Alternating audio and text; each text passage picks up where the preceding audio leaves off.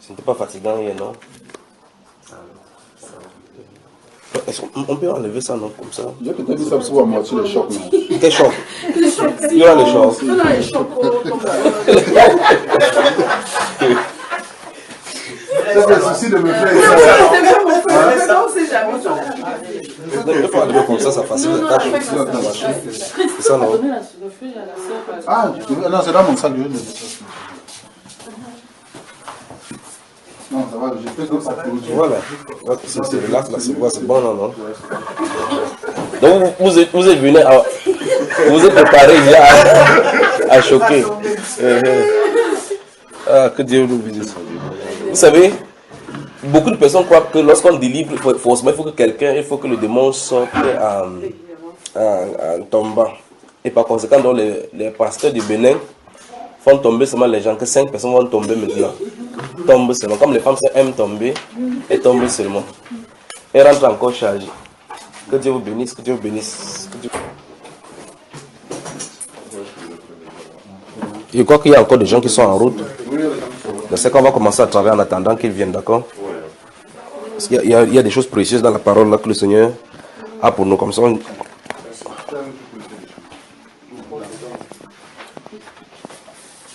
que Dieu vous bénisse.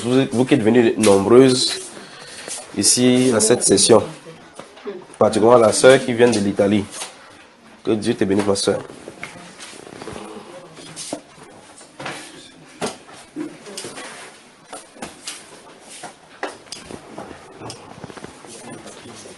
Ok, c'est bon. On peut commencer. Prions. Père, nous te sommes reconnaissants pour cette matinée merveilleuse que tu nous accordes encore. Seigneur, merci Père pour ces personnes qui sont venues non pas pour m'entendre, mais pour toi. Seigneur, je prie au Dieu de gloire que tu leur accordes selon ta grâce, ce que tu as disposé pour chacun de nous ici aujourd'hui. Père, tu as dit dans ta parole que là où 2 ou 3 sont assemblés en ton nom, tu es au milieu. Nous te remercions parce que tu es au milieu de nous. Et nous savons que quand tu viens au Dieu de gloire, c'est pour que nous soyons édifiés et nous te connaissions davantage. Merci pour cette merveilleuse ville. Merci pour ce pays, Père de gloire, la France, où tu as permis que nous mettions le pied pour parler de toi. Que ton nom se soit élevé. Et souviens-toi de tous ceux-là qui sont en route, qui viennent encore ici, à cette réunion. Je prie au Père de gloire qu'ils ne viennent pas dans une autre réunion comme les autres où ils vont souvent, mais qu'ils viennent pour changer pour ta gloire. Et je prie au Dieu de gloire que tu prennes la vie sous ton contrôle et que tu diriges leur cœur vers ton trône, où tu les attires toujours vers les cieux. Que ton nom se soit élevé au nom de Jésus-Christ de Nazareth. Amen. Que Dieu vous bénisse, frère. Que Dieu vous bénisse. Que Dieu vous bénisse. Donc, j'étais en train de surveiller. Pendant qu'il priait, je crois qu'il y a une voice qui est venue là du Cameroun. Parce qu'en partant, j'avais laissé le numéro de... Je ne sais pas comment ils ont fait pour avoir le numéro. Comment ils ont fait pour avoir le numéro de... C'est le frère Donald. Oui, mais donc comment ils ont fait pour avoir ton numéro alors? Moi, mon numéro. Oui. Moi, je n'ai même pas compris. Ah, oui. Ils ont certainement demandé à la sœur Carole, parce que la sœur Carole m'a dit hier que le frère Donald est encore en contact avec elle. Oui, mais il y a un seul numéro, c'est-à-dire celle de l'Allemagne. Mais je ne comprends pas comment ça, on a fait pour la contacter. Moi j'ai appelé l'Allemagne et c'est la dame de l'Allemagne qui m'a donné le numéro de la sœur. Oui. Oui, alors mets dans le voice la voix, mets le voice, on entend, il veut vous dire quelque chose. Lâche là-bas, tu mets le voice. Attends, je peux mettre même ici à le haut-parleur. Ok. Le haut-parleur peut se déplacer pour ici. Il faut le brancher, on peut le brancher. Ok. Okay. Je ne sais pas si. Ah, moi, est-ce que tu peux brancher là-bas, tu mets le volume, voir. Oui. Mais après, tu prends ton téléphone parce que les gens peuvent te contacter. Je vais entendre, je vais vous dire quelque chose qui se passe au milieu du nom.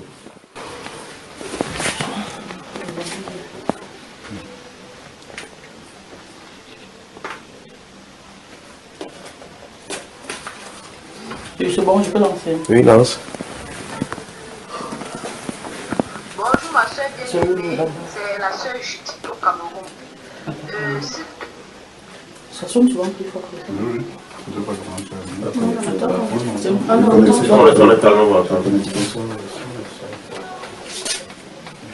Vous entendez?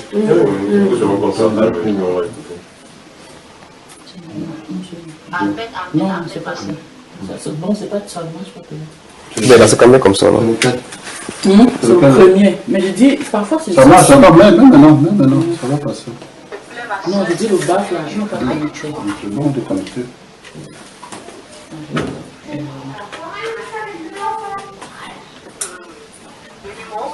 Et tout à l'heure, là, Bon, je reprends. bonjour ma soeur bien-aimée, c'est la soeur Judith au Cameroun. S'il te plaît ma soeur, s'il te plaît, je voudrais que tu communiques le numéro que je vais envoyer tout à l'heure là, au serviteur de Dieu. Parce qu'une fois, par prophétie, il a dit qu'il y avait une femme et son enfant avait une tête qui ne faisait que grossir de temps en temps, et que à l'hôpital on devait dire que c'est le cancer, alors que ce n'est pas le cancer, et qu'un bon jour cette tête-là, ça va s'éclater et l'enfant va mourir. Bon, le frère Donald a rencontré donc la maman de cet enfant hier, et c'est lui qui me donne le numéro comme ça d'envoyer dans le numéro du père de l'enfant. Et il a aussi donné le numéro du frère Junior à ce papa, mais il a plutôt donné le numéro du Cameroun. Donc, dès que j'arrête là, je vais te communiquer le numéro. Merci, bonne journée dans la paix du Seigneur. Amen. Tu peux reprendre, ma soeur.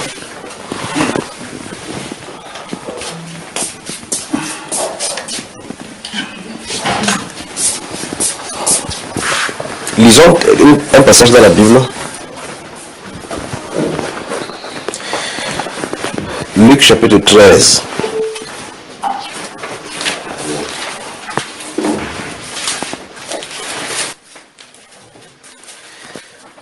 Pendant que j'étais en prière, j'ai vu l'une des villes ici, l'eau était à un niveau où ça portait les voitures.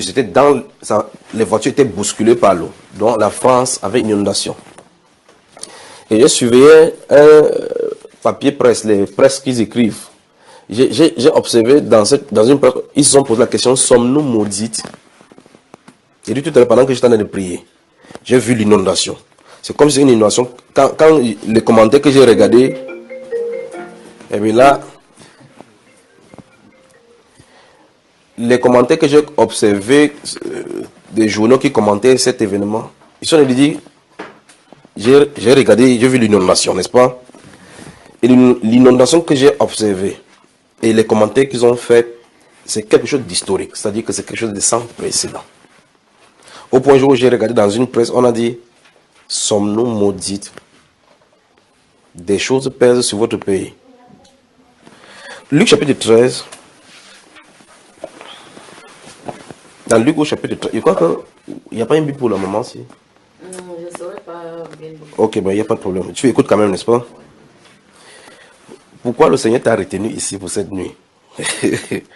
Pourquoi il t'a retenu? Il va dire que j'ai dit que... Bon. Luc chapitre 13, verset 10 et suivant. Le verset 10 ici dans ce livre aussi. Regardez, Jésus enseignait dans une des synagogues le jour du sabbat. Et voici, il y avait là une femme possédée d'un esprit qui la rendait infirme depuis 18 ans. Elle était courbée et ne pouvait pas du tout se redresser. Lorsqu'il la vit, Jésus lui adressa la parole et lui dit, femme, tu es délivrée de ton infirmité. Et il lui imposa les mains. À l'instant, elle se redressa et glorifia Dieu. Mais le chef de la synagogue, indigné de ce que Jésus avait opéré cette guérison un jour de sabbat, dit à la foule, il y a 6 jours pour travailler. Venez donc vous faire guérir ces jours-là et non pas le jour du sabbat. Hypocrite, lui répondit le Seigneur, est-ce que chacun de vous, le jour du sabbat, ne détache pas de la crèche son bœuf ou son âne pour le mener boire? Et cette femme, qui est une fille d'Abraham, et que Satan tenait liée depuis 18 ans, ne fallait-il pas la délivrer de cette chaîne le jour du sabbat? Tandis qu'il parlait ainsi, tous ses adversaires étaient confus et la foule se réjouissait de toutes les choses glorieuses qu'il faisait. Amen. Alors, chapitre 19. De ce Lugourien.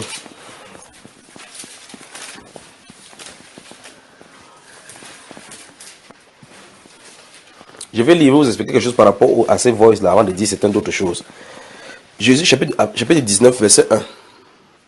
Je crois qu'il ne faut pas qu'on commence la prière sans que tous ceux qui doivent être là, ils viennent. Jésus étant entré dans Jéricho, traversait la ville. Et voici un homme riche appelé Zachée, chef des publicains, cherchait à voir qui était Jésus. Mais il ne pouvait pas y parvenir à cause de la foule, car il était de petite taille. Donc c'était un coup type comme moi, comme ça. Il courut en avant et monta sur un sycomore pour le voir, parce qu'il devait passer par là. Lorsque Jésus fut arrivé à cet endroit, il leva les yeux et lui dit, Zachée, hâte-toi de descendre, car il faut que je demeure aujourd'hui dans ta maison. Vous entendez? Zachée se hâta de descendre et le reçut avec joie. Voyant cela, tous murmuraient et disaient, il est allé loger chez un homme pécheur. Vous savez, n'est-ce pas? Mais Zachée, se tenant devant le Seigneur, lui dit, voici Seigneur, je donne aux pauvres la moitié de mes biens. Et si j'ai fait tort de quelque chose à quelqu'un, je lui rends le quadruple. Jésus lui dit, le salut est entré aujourd'hui dans cette maison parce que celui-ci est aussi un fils d'Abraham. Car le Fils de l'homme est venu chercher et sauver ce qui était perdu. Amen. Amen. Des questions se posent là-bas avec les deux lectures que nous avons faites. La foule qui suivait Jésus, de quelle nationalité était-il? Qui dit les foules. Quand Jésus passe dans ce livre-là, on dit qu'il passait, il y avait tellement de foules au point où ce monsieur-là a couru pour aller dans l'arbre. N'est-ce pas? La foule là, ils étaient quelle nationalité? Les Juifs. Donc descendants de qui? Pourquoi Jésus, de façon spécifique, dit que celui-ci était aussi un fils d'Abraham? Pourquoi? Qu'est-ce qu'il en est d'appeler par fils d'Abraham? Bon, si on place Zachée ici et les autres foules, est-ce qu'il peut dire la même chose de ces Zachée à cette foule-ci? Donc ça pose problème. Ça pose problème. Parce qu'ils sont sortis de tous là. Il n'y a personne parmi eux qui, si on fait chaque fait sa carte généalogique, d'autres sont sortis de la tribu d'Isaac, de Joseph, de Manassé, de Dan, ainsi de suite, Zaboulon. Tout le monde va faire, on va converger. Un jour, on va toucher Israël, qu'on appelle Jacob. Et on remonte, on trouve Isaac. Et on remonte, on trouve Abraham. Donc, normalement, tous sont sortis d'Abraham. Mais il dit de façon spécifique que celui-ci était aussi un fils d'Abraham. Et il est venu sauver ce qui était perdu. Et ceux-là qui sont en train de murmurer contre lui dehors, eux-mêmes sont perdus. Ils sont perdus. Mais ici, il dit qu'il est venu sauver ce qui sont perdus. Je vais dire ceci.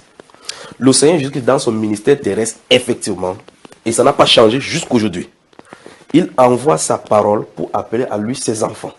Il a ses façons. Donc, je pense que c'est le cas de cette voix. Si je suis en train de prier, quand on est au Cameroun, je vois dans la vision, je vois une situation qui se présente. Je vois une femme qui porte un enfant, la tête en train de grossir. Je regarde dans la vision que la tête en train de grossir. Lorsque je parle dans l'enseignement, c'est pour chercher cette personne-là. Hier, j'étais ici, j'ai dit, en Allemagne, j'ai vu un homme qui est un peu comme s'il était fou, mais cette chose de folie-ci n'est pas venue. Là, on a envoyé ça directement, la personne, ça a contacté la personne. Là, ça s'est passé en direct. Vous voyez? Je vois, et pas dans un truc, j'ai dit, je vois quelqu'un, une femme qui a le mari est franc-maçon, il ne me connaît pas. Il peut faire des sacrifices et puis il vient, il fait transmettre le démon. Je vois ces choses, il dit, comment on va faire pour contacter cette personne? Je parle seulement pour que la voix la localise. Donc, c'est pour cela qu'en partant du Cameroun, j'ai dit, vous notez ce numéro. Parce qu'au cas, il y a un cas, vous faites signe. Alors, l'autre frère, il peut rencontrer certainement ces femmes-là, il dit, ok. Ah, je me souviens que le frère, je lui avais dit qu'il y a un enfant qui est comme ça, dans la localité. Donc, ça veut dire que le Seigneur veut faire quelque chose dans cette famille. Vous voyez, de façon spécifique. Alors, tout à l'heure, j'étais en train de prier, j'ai vu le cas de la France tel que j'ai parlé, donc l'inondation historique en France. Puis je me suis tourné là-bas, j'ai vu dans mon pays un style de personne, parce que j'ai vu sa voiture était noire, c'est comme si c'était la Mercedes. Mais j'ai vu sa maman, âgée, assise dans la Mercedes, me sacrifier. C'est-à-dire, dans une Mercedes, la personne de transporter le corps de sa maman, c'est lui qui a assassiné. Et quand j'ai entendu, c'est depuis jeudi qu'elle est décédée, qu'elle est dans cette voiture. Comment un être humain peut assassiner sa maman qu'il a accouchée? Et puis encore, sa maman est âgée, parce qu'il regardait sa maman, la maman était âgée. Il a assassiné, il a mis le corps dans la voiture par suite du rituel. Mais est-ce qu'on a arrêté ce type-ci? C'est une question. Si on n'arrête pas pour cela. Ça veut dire que ces choses ne vont pas sortir à la radio comme quelqu'un qui a assassiné sa maman. Mais c'est quelqu'un de bien positionné. Ça, c'est dans le pays, au Cameroun. Donc, le Seigneur Jésus-Christ connaît tout ce qui lui appartient. Et il ne passe nulle part pour rien. Si vous regardez bien la Bible, vous regardez ses itinéraires. Il ne passe nulle part pour rien. Il passe pour quelque chose. Il passe vers là où il est bâtiment. Il fait comme s'il ne le voit pas. Jésus, notre Seigneur, est comme l'aimant qui passe à côté des clous, à côté des fers. Quand il passe, ses effets font, ça attire. Ça attire. Regardez cette femme-là dans la synagogue. Pour vous dire, si vous êtes dans n'importe quel lieu de rassemblement, vous pouvez faire la religion chaque fois, ça n'empêche pas le démon d'habiter dans vos corps. Vous avez remarqué cette femme-là? Chanter Alléluia. Dans ce temple-là, dans cette synagogue où cette femme, dans Luc chapitre 13 était, elle avait été là depuis 18 ans. Elle servait Dieu là-bas, elle ne venait pas là-bas servir Satan. Le monsieur qui s'est fâché de sa guérison là-bas ne servait pas Satan. Il servait Dieu. Mais le Dieu de la Bible qui servait, l'a guéri là-bas, ils étaient fâchés. Mais il veut que vous observez cette femme-là, vous observez qu'elle a souffert pendant 18 ans. On dit, c'est le solutionnaire qui dit que, et cette femme qui a souffert, que Satan tenait liée depuis 18 ans, ne fallait-il pas la délivrer de cette chaîne? Quelle chaîne? Donc Satan te laisse un certain degré de liberté. Un peu comme une chèvre, quand vous attachez une chèvre à un arbre. Quand vous la laissez, quand la corde est tombée, elle croit peut-être qu'elle est en train de brouter, elle croit qu'elle est libre. Mais il y a une corde qui tient son cou. Jusqu'à ce qu'elle voit quelque chose, qu'elle va avancer. Elle comprend que quelque chose la retient. Beaucoup de chrétiens sont donc comme ça. Vous tournez en rond, vous pouvez chanter Alléluia. Satan n'arrête personne de dire Alléluia. Tout le monde, même un peu peut dire Alléluia. Enfin, il y a un homme chrétien, quand vous dites Jésus-Christ, il dit Amen. Parce qu'elle a entendu qu'on dise Amen quand on dit quelque chose de la Bible. Il ne va pas vous empêcher de lire Jean chapitre 3. Dieu a tant aimé le monde, vous dites un peu, un démon sort, il part. Il ne vous empêche pas de faire cela. Mais lorsque vous voulez avancer à un niveau donné, vous allez toucher la dimension de l'esprit. Alors là, il dit que ici, toi et moi, on va en découdre. Dans des familles dont ça se manifeste ainsi. Vous allez voir des gens qui tournent en rond. Mariage, remariage. D'autres accouchent à la maison. D'autres qui sont mariés n'enfantent pas. Vous dites, qu'est-ce que les gens tournent en rond. Essayez de sortir de cette étau-là. Vous voyez, il faut la délivrance. Et remarquez bien qu'il faut que le Seigneur lui-même vienne faire cela. Si ce n'est pas le Seigneur, personne ne peut délivrer. Si ce n'est pas le Seigneur jusqu'à ce qu'il le fait, personne ne peut délivrer. Alors chacun peut trouver seulement les soulagements. Que j'ai pris telle chose, ça m'a soulagé. Je suis allé là-bas, j'ai eu un peu de repos. Il ne faut pas que vous soyez soulagé des mots. Il faut que vous en soyez délivrés. D'accord? Le Fils va franchir. Il a franchi. Il a franchi effectivement. Et je crois que si nous sommes réunis ici, dans sa présence, et s'il veut bien nous faire grâce de cette don aujourd'hui là, qu'il se manifeste, d'accord? Donc si vous voulez, donc, on va commencer maintenant. On commence. Je me pose la question si on aime vraiment le Seigneur. Vous avez déjà posé la question là? Je me pose la question si on aime vraiment le Seigneur. C'est-à-dire que Jésus, vous ne l'avez pas vu. Ne me dites pas que vous avez les statuettes de Jésus chez vous. Donc, de toute façon, même si vous avez ces statuettes, ce n'est pas lui. Nous sommes d'accord. Ne me dites pas que vous avez sa mini photo quelque part que vous regardez de temps en temps pour le voir. Ce n'est pas lui là-bas. Voilà. Donc, ce n'est pas lui. Alors, je me pose la question, comment parvient-on à savoir si on l'aime? C'est une question que je me pose. Je ne vous pose pas cela, je me pose la question. Alors, je pose la question maintenant, est-ce que vraiment nous l'aimons? Là, il faut qu'on commence à se poser la question. Est-ce que vraiment j'aime le Seigneur? Ou bien, lui, qu'est-ce que lui dit? Ou encore, est-ce que nos actions prouvent qu'on l'aime? Vous me suivez? Ok, ouvrons le livre de Luc chapitre 2. Puisque nous sommes dans Luc justement. Luc le chapitre 2.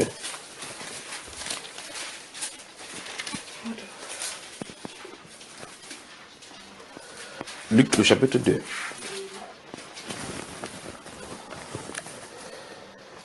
Je crois que ceux qui vont venir vont seulement perdre cette partie-ci. Hier, nous avons été bénis, c'est pas frère? Amen. Nous avons suivi, comme il a dit que nous avons besoin du Saint-Esprit. Amen.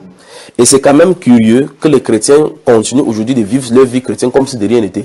Il y a d'autres personnes qui n'aiment pas qu'on leur prêche la parole ainsi. Ils aimeraient être dans un milieu où il y a la foule, où on joue la musique. Enfin, là, ils noient les soucis d'une certaine façon. Ils essaient d'oublier qu'ils ont des problèmes. Vous ne pouvez pas oublier. Quand vous allez rentrer chez vous, votre problème sera face à face avec vous. Régler le problème était quand vous dormez, vous êtes sûr d'être avec le Seigneur. Quand vous vous réveillez, vous êtes sûr d'être avec le Seigneur. Que vous soyez dans votre bureau, n'importe où, si le Seigneur vient, vous partez avec lui. Donc c'est pour ça qu'il faut vérifier ces choses-là depuis la base. D'accord? On avance. Luc chapitre 2. Disons à partir du verset 41, et puisse le Seigneur nous donner vraiment un sujet là maintenant. Bon, comme vous avez le fait pour noter Colossiens au chapitre 4. Colossiens au chapitre 4. Colossiens, le chapitre 4.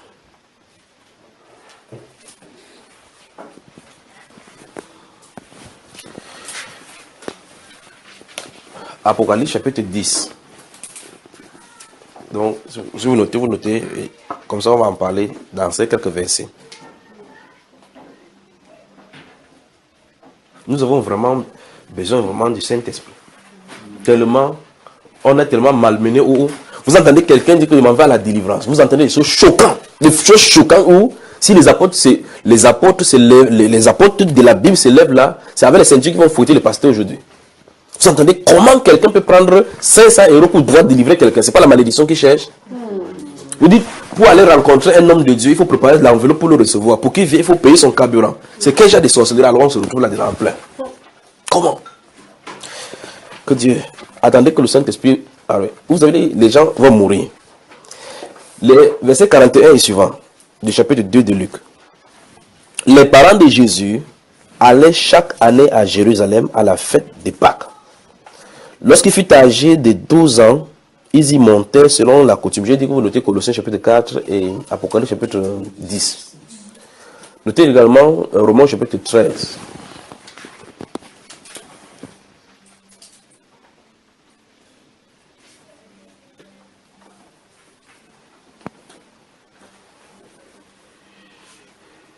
Romains chapitre 13, les versets 7 à 14.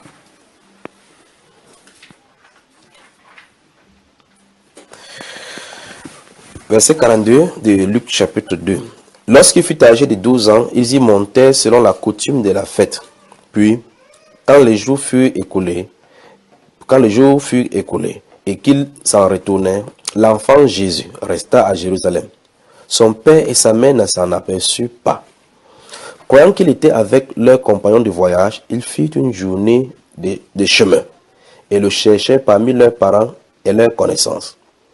Mais ne l'ayant pas trouvé, ils retournèrent à Jérusalem pour le chercher. Au bout de 3 jours, ils le trouvaient dans le temple assis au milieu des docteurs, les écoutant et les interrogeant. Tous ceux qui l'entendaient étaient frappés de son intelligence et de ses réponses. Quand ses parents le virent, ils furent saisis d'étonnement. Et sa mère lui dit, « Mon enfant, pourquoi as-tu agi de la sorte avec nous? Voici ton père et moi, nous te cherchions avec angoisse. » Il leur dit, « Pourquoi me cherchez-vous? Ne savez-vous pas qu'il faut que je m'occupe des affaires de mon père? » Verset 50. Il a 12 ans. Mais ils ne comprirent pas ce qu'il leur disait. Amen.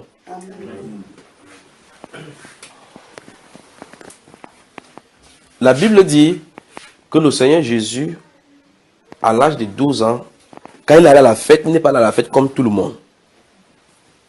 Le but de la fête de la Pâque où il montait, là, à 12 ans, il n'est pas allé comme tout le monde. Ici, il corrige sa maman à l'âge de 12 ans sans pour autant lui faire de l'angoisse. Sa maman dit que ton père et moi.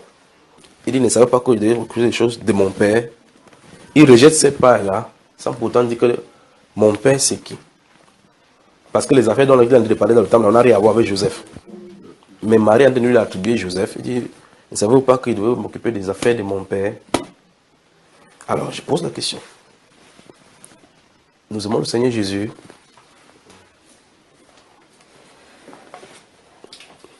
Quelles sont les affaires dont nous nous occupons? Nous nous occupons des affaires de qui?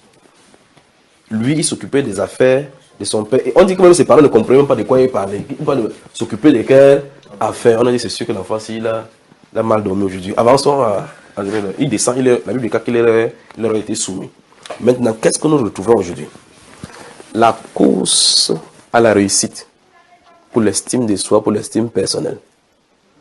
C'est un continent qui est totalement perdu dans ce sens-là. C'est le continent asiatique. Mais ça n'a d'affecter tous les autres continents. Parce qu'on a mis le standard et fixé certaines choses, les règles de la norme de la vie où, pour réussir, il faut être un standard de la vie. Et par conséquent, tout le monde court vers ce but-là. Et on a délocalisé le but qu'est le ciel, au point où les chrétiens se trouvent embourbés là-dedans. Il faut avoir une bonne maison, un bon foyer, une bonne voiture, un bon statut social. Par conséquent, quand quelqu'un te rencontre, il dit que tu deviens quoi dans la vie? Vous entendez cette question? Ça veut dire que est-ce que toi aussi, tu es arrivé au niveau où nous sommes? Qu'est-ce que tu deviens dans la vie? Si tu as la vie éternelle, tu ne deviens rien, tu as la vie éternelle. C'est la sonnerie là? Ok. Oui. Oui. C'est qui? Ah.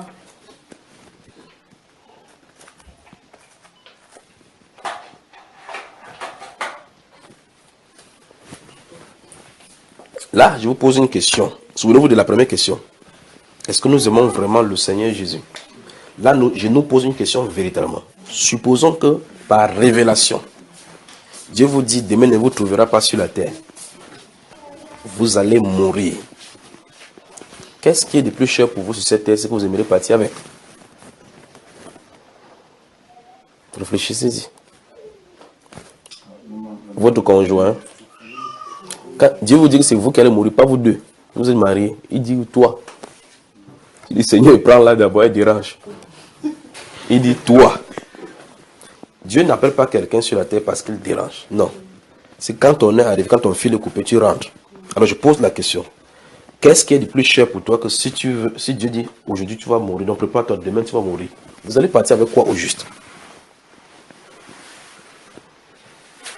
Quand vous regardez le compte en banque, vous pourrez partir avec 5 francs. Vous pourrez partir avec votre plus beau habit. Avec quoi donc partirez-vous? Réfléchissez. Avec l'amour de Jésus. Donc dans ce cas, vérifions donc sinon nous avons déjà pour pouvoir partir avec.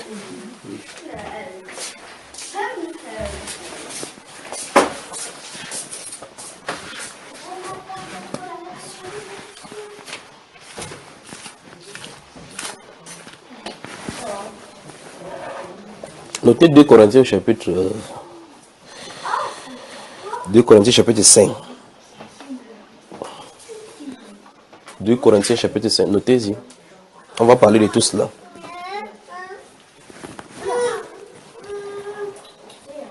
« 2 Corinthiens chapitre 5.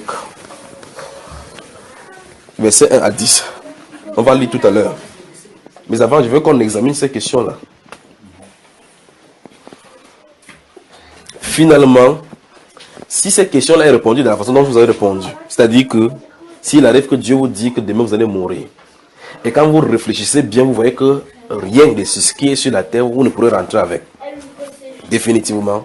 Ça veut dire que vous poursuivez ça, c'est poursuivre du vent. Parce qu'au finish, vous n'irez avec nulle part. N'est-ce pas? Mais l'on fait cela pour survivre. On fait comme ça pour survivre. Et au point où ça nous absorbe, au point où ça dépasse même dans notre cœur les choses du Seigneur. Mais Jésus, notre Seigneur, nous dit dans Luc chapitre 2, que ne savez-vous pas que je devais m'occuper des affaires de mon Père? Il n'est pas monté à la fête comme tout le monde. Tout le monde était là à la fête pour la réjouissance, pour ceci, mais il était consacré à une tâche bien particulière. Une tâche qui n'avait pas de visibilité pour les gens de la fête. Qui n'était pas... On s'attendrait à ce qu'un enfant de son âge se trouve là en train de courir dans la cour de fer. Mais il est assis au temple en train de parler et se poser des questions constamment les choses de Dieu. Les docteurs étaient frappés de son intelligence. Et on veut lui demander, on lui pose la question, il dit que je n'étais pas dans le jeu, je ne suis pas dans la fête, je m'occupais des affaires de mon père. Je pose donc la question. Il dit, les affaires de mon père. Et c'est ce père-là que nous évoquons comme notre Dieu. La question c'est, est-ce que nous nous occupons de ces affaires? Vous voyez? À la sortie de sa vie, il va dire, j'ai achevé ce que tu m'as donné. La mission que tu m'as donnée d'accomplir. Tout est accompli. au milieu de sa mission, dans Jean chapitre 6, verset 36, il dit que le Père ne juge lui-même personne, il a remis tout jugement au Fils. Le Père même parce que je garde ses commandements, je fais tout ce qui lui plaît. Je fais toujours sa volonté. Et la volonté de mon Père, c'est que je donne ma vie pour les brebis. Et il l'a fait. Il a repéré la volonté de Dieu, il a vécu conformément à cette volonté. Mais nous prenons les livres. Je vais devenir avocat. Non, pas avocat. Mangue. Et on essaie de courir. Ça veut dire que ça ne va pas. On avance. Le Saint-Esprit bloque. On négocie pour passer. On négocie pour passer. Alors que normalement, la question devrait être ce que l'apôtre Paul a posé en Rome. Seigneur, que veux-tu que je fasse? Cette question doit être répondue. Et vous ne pouvez pas avancer avec la vie chrétienne comme ça en naviguant en vue. L'apôtre Paul dit, je cours vers le but. Vous voyez, il court vers un but bien précis. Maintenant, vous avez les chrétiens et les pasteurs qui font des séminaires et enseignent des choses qui n'ont rien à voir avec la Bible. Vous entendez un milieu chrétien, cours sur le leadership. Comment être un bon coach. Vous allez dans la Bible, il n'y a pas une trace. Mais il va prendre les versets bibliques pour dire ce que la Bible ne dit pas. Il dit Élie et Élisée. Élie était le coach d'Élisée. Vous demandez que c'est dans quelle équipe? Il ne veut pas le dire. Ça m'étonne. On prend comme ça pour commencer à faire le marketing. Quelqu'un lit le verset que j'ai vu là. Il y a un prédicateur au Cameroun qui a lu ceci. Et lui, vous savez, quand on voulait tuer les apôtres, Actes chapitre 5, comment ça s'appelle?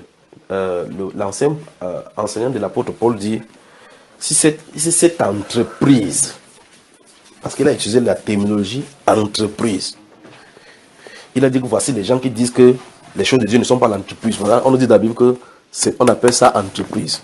C'est pour ça qu'il a créé son entreprise au nom de Jésus. Vous voyez ce qu'on peut dire de la Bible. La Bible déclare que pour les femmes qui font profession de servir Dieu, il entend profession. Alors maintenant, il y a une carte professionnelle. Serviteur de Dieu. Et là, on a dit profession, ça veut dire que si tu dis que tu sers Dieu, pas que profession, que c'est le travail. C'est pas si vous comprenez. Donc on peut faire dire à la Bible ce que la Bible ne dit pas. On dit que tu dois avoir ton mentor. Tu dis mentor, c'est quoi? Il dit la couverture spirituelle. Tu dis, vous allez ramasser ça où? Il commence à dire que Timothée, son mentor, c'était Paul. Tu dis vraiment que c'est Paul qui l'a engendré. Vous allez dans la Bible déclare que Paul a trouvé Timothée, il était déjà disciple. C'est ce que la Bible enseigne. N'est-ce pas? On lit cela dans Actes des Apôtres.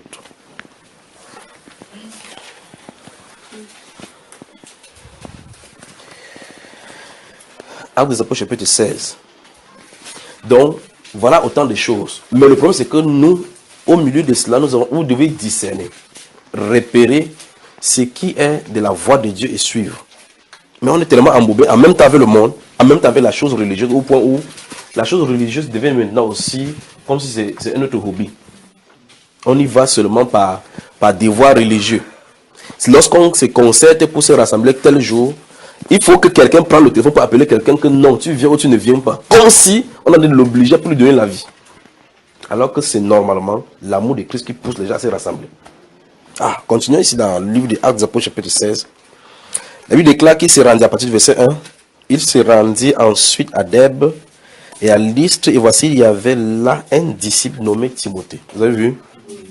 Un disciple nommé Timothée, fils d'une femme juive fidèle et d'un père grec. Les frères de Lystre et d'Icône rendaient de lui un bon témoignage. Donc quand Timothée a rencontré l'apôtre Paul, Timothée était déjà converti. Ce n'est pas l'apôtre Paul qui l'a engendré comme ils disent. Donc, regardez ce qui se passe. Paul voulut l'amener avec lui et l'ayant pris, il le circoncit à cause des Juifs qui étaient dans ces lieux-là, car tous savaient que son père était grec. Les chrétiens d'aujourd'hui, les pasteurs leaders aujourd'hui, viennent enseigner cela, que le mentor de Timothée, c'était l'apôtre Paul. Donc il ne faut pas quitter sous le tour de mentor. On fait comme ça pour oppresser les gens que même si n'importe où, envoie ta dîme par Express Union, par Western Union. Voilà comment ça se passe. Comme ça pour être sûr qu'il va contrôler les gens même si vous quittez. Ça ne se passe pas comme ça. La Bible dit c'est pour la liberté que Christ nous a affranchis. Lorsque Dieu utilise quelqu'un pour t'amener dans le corps, Dieu a aussi utilisé quelqu'un pour l'amener dans le corps. Donc, ça veut dire que si vous lisiez, je peux vous prendre des tas de choses là, dans la Bible là. Si vous prenez la Bible un jour, vous le lisez donc comme ça, ou bien quelqu'un écrit un verset biblique. Il y a des gens qui ont lu seulement un verset biblique quelque part, ça a fracassé leur esprit, ça a poussé à leur conversion. Alors il va venir chaque fois là que le mur, si c'est toi mon mentor, le mur, si tu es mon mentor, c'est mon mentor, et si le mur, c'est mon mentor, non, on ne doit pas faire cela. D'accord? Vous me suivez? Mais ce qu'il veut qu'on regarde en face et droit de nous, c'est qu'il faut qu'on pose la question 1. Est-ce que nous aimons le Seigneur? 2. Est-ce que nous prouvons ce que nous confessons de nos bouches? Oh Seigneur Jésus, je t'aime. Seigneur Jésus, je t'aime. Comment est-ce que lui, il a dit qu'on l'aime en réalité? Jean chapitre 14. Jean le chapitre 14.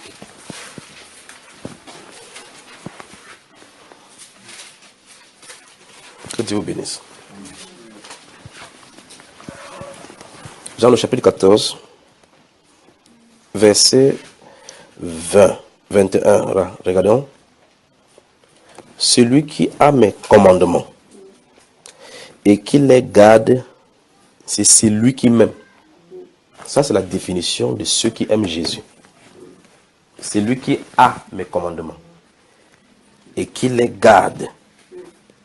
Garder, ça ne veut pas dire que j'ai le commandement, c'est le commandement de Jésus. Je les garde. C'est pas ce qu'il en a dit. Ça veut dire que vous prenez la chose à question. La Bible dit, c'est ce que Josué 1,8 dit. Il a dit que ce livre de la loi ne se loin point de ta bouche. Mais dites-le pour agir selon tout ce qui est écrit. C'est ce qu'il en a dit. Vous voyez? Il dit, celui qui a mes commandements et qui les garde, c'est celui-là qui m'aime. La Bible ne dit pas que celui qui chante les cantiques, dit, oh Seigneur, je t'aime, ça montre que tu aimes. Non. Parce que je t'aime de la bouche doit être sur la même longueur d'onde que la vie manifestée de la foi en Jésus-Christ. Donc le cœur et la bouche doivent aller ensemble. Ici, il dit celui qui ne m'aime pas. Non. Et celui qui m'aime sera aimé de mon Père. Je l'aimerai. N'est-ce pas les mauvaises promesses ici? Et je me ferai connaître à lui. On vit dans la désobéissance. On dit, Seigneur, je veux que ma situation change. Donne-moi le mari. Quand je veux me marier, je vais laisser le type ci. Et là, de temps, tu fais quoi avec le type ci? Là, c'est le type ci. Quand il vient, tu dis que bébé. Vous voyez? Il dit, je l'aimerai et je me ferai connaître à lui. Ce n'est pas suffisant. Regardez. Verset 23. Jude va lui poser une question au verset 22. Alors, au verset 23, regarde Jésus. Jésus lui répondit, si quelqu'un m'aime, il gardera ma parole. Et mon Père l'aimera. Nous viendrons à lui et nous ferons notre demeure chez lui. Les chrétiens disent non. Tu peux vivre dans le péché. Un homme te construit une maison, tu es deuxième bureau. Tu mets seulement la plaque dans le mur, tu écris, moi et ma maison, nous servirons l'Éternel. Tu prends le sticker de ton pasteur, que ma maison est couverte par le sang de Jésus. La maison, le sang de Jésus ne couvre pas la vie du péché. Ça nettoie, ça doit ôter le péché. D'accord, c'est ce que ça fait. Il dit que celui qui ne m'aime pas ne garde pas mes commandements. C'est ce qu'il dit. Regardez encore. Il dit, le Père l'aimera. Nous viendrons, nous ferons notre demeure chez lui. Et c'est pas vous voyez. Alors, ce n'est pas une écriture qui amène le Seigneur dans la maison. Ce n'est pas le fait que tu vas mettre les versets de Luc partout dans le mur. C'est ce que la conséquence de la vie de cette parole-là qui amène sa présence dans la maison. Donc ça ne sert à rien de porter les t-shirts que Jésus-Christ, je suis né de nouveau, I am Holy Ghosted. Je suis couvert par le sang de Jésus, à l'intérieur tu es les ténèbres. Vous me suivez? Donc montrons, prouvons que nous aimons le Seigneur. Donc il faut qu'on cesse toute désobéissance. Vous ne pouvez pas avancer tant que le temps joue en votre défaveur. C'est l'une des choses que le Saint-Esprit veut que je vous dise maintenant. Vous ne pouvez pas. Il faut que vous vous réveillez pour savoir que nous n'avons plus de temps devant nous. Le temps ne joue pas en notre faveur. Et par conséquent, ce n'est pas le moment de se battre pour les histoires de cette vie. On a assez. Regardons l'âge à laquelle nous nous retrouvons maintenant. Si Dieu nous appelle maintenant, il dit, donne ton compte rendu sur la terre de mes affaires. Qu'est-ce qu'on va lui répondre? Vous voyez cela? Qu'est-ce qu'on va lui répondre? Chacun de nous ici, nous sommes âgés. Et ceux qui nous écoutent là, ils sont âgés. Alors la question c'est, si Christ t'appelle maintenant, souvenez-vous, vous n'êtes pas assez vieux pour mourir. Donc vous pouvez mourir à tout moment. Il faut mourir de la bonne façon. Parce qu'on sera jugé de toutes les actions que nous aurons faites étant dans la chair. Alors la question maintenant c'est, si Dieu nous appelle maintenant, aujourd'hui, que revenons. Il dit, quel est ton compte rendu sur la terre? Ou d'autres personnes disent, Seigneur, c'est que le temps était Dieu. Je me suis battu sur la tête jusqu'à... Si ce n'est pas cet homme-là, c'est vrai que j'ai quand même pris un peu là-bas. Sa femme, ça souffrait, mais je devais faire comment? C'est ça que vous allez dire?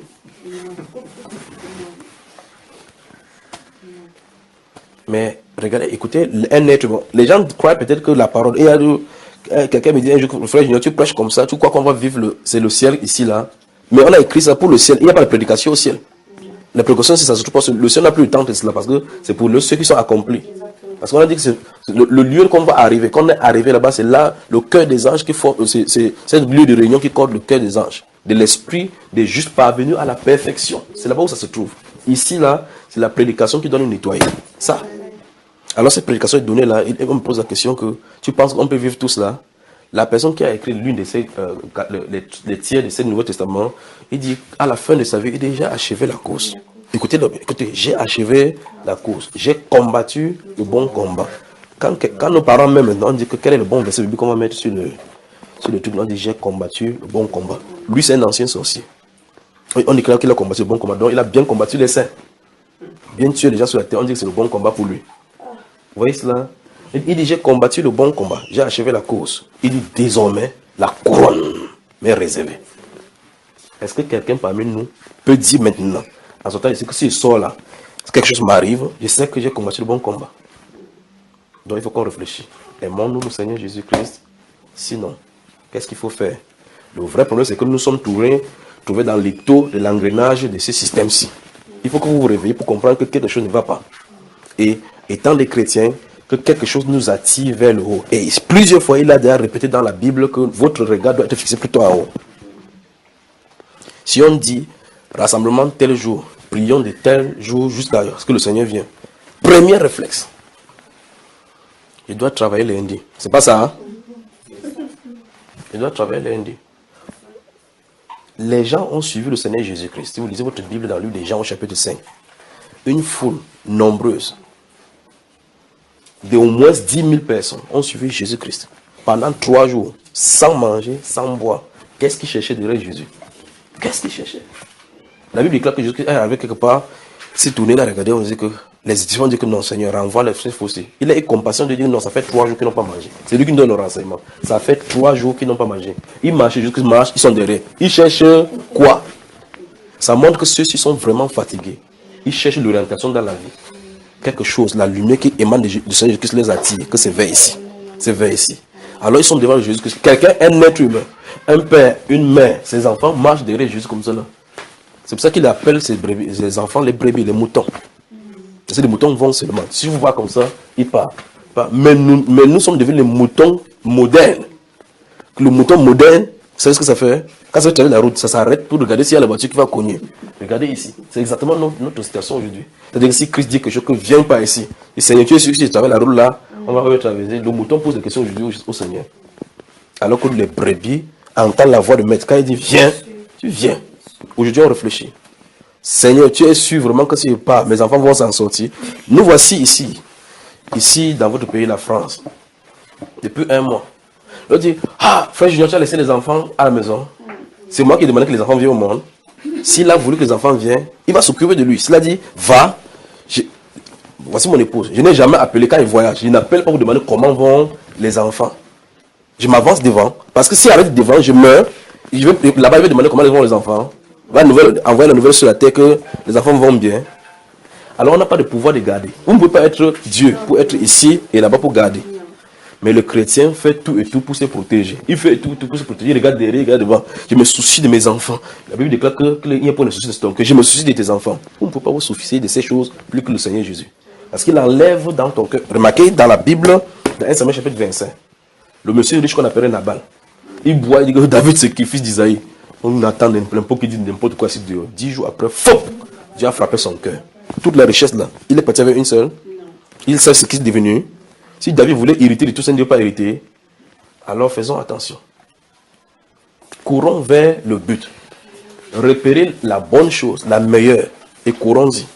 Remarquez très attentivement, je ne sais pas si vous saisissez ceci. Le Seigneur Jésus, dans ce livre de Luc chapitre 10, s'assoit là-bas dans une maison. Il y a Marthe, il y a Marie. L'autre, elle fait la cuisine pour manger. Après, on va manger quoi? Marie était là, elle entendait seulement, elle avait la bouche comme ça. Elle entendait ce que Jésus disait. Jésus dit, elle a choisi la bonne part. Sur le plan humain, celle-là a de bons comportements. Elle reçoit les gens à la maison. Quand vous venez, elle met quelque chose pour manger. Mais souvenez-vous, après ça, jusqu'à quand même manger. Alors, lorsqu'elle finit de faire ça, elle dit, Seigneur, il va chauffer la notice, je fais ceci, Marie est là, dis-lui quand même qu'elle veut m'aider. Il dit, non, il ne peut pas lui dire de venir t'aider. Dans le monde, le standard du monde, là, c'est le standard du monde. Elle doit écouter ceci. Elle a choisi la bonne part. Je ne sais pas si vous saisissez. Alors maintenant, quelqu'un s'assoit ce moment-là pour écouter la parole. Les gens marchent pendant 3 jours sans manger, sans boire, et personne ne réfléchit qu'il faut que rentre à la maison manger. Personne ne réfléchit ainsi. Il veut seulement écouter. Pas que jusqu'il marchait, faisait des miracles, des spectacles pour que les gens voient. Il marchait, il dit, heureux ceux qui ont le cœur pur. Quand ils verront Dieu, il dit, mon frère, si ton ennemi a faim, donne-lui à manger. C'est ce qu'il dit. Il s'en est d'attirer les gens. Le pasteur, je dis que, tu tombes, quand tu tombes, on dit que non, c'est là, je vais là-bas. C'est pas ça. Les paroles que je vous dis sont esprit et vie. Vous voyez cela? Voilà. C'est ça qui nourrit ce qui est à l'intérieur. Ça développe ce qui est à l'intérieur pour que vous soyez costaud en esprit. C'est pas le spectacle là. C'est pas ça. Si c'est lui qui fait ça, il veut faire le spectacle. Ça va t'amener à lui et se tourner et revenir dans la parole. Je ne sais pas si vous comprenez.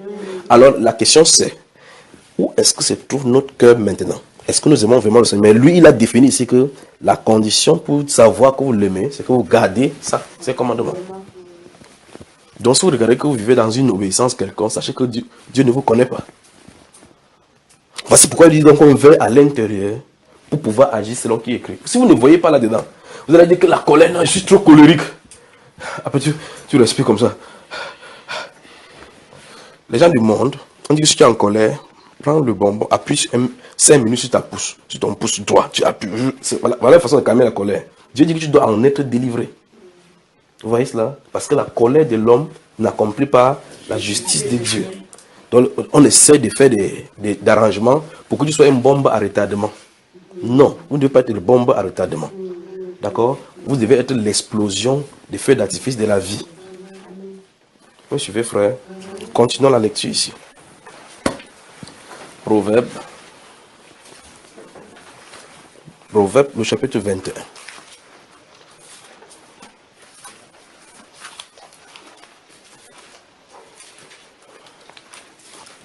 Après, quand il avait fini ici,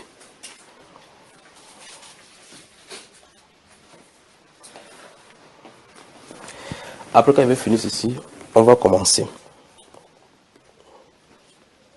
On y va. Verset 6. Quelqu'un peut lire? Proverbe 21, verset 6. Oui. Des trésors acquis par une langue fausse sont une vanité fugitive des gens qui recherchent la mort. Vous entendez? Des trésors acquis par une langue mensongère sont une vanité fugitive et l'avant-coureur de la mort.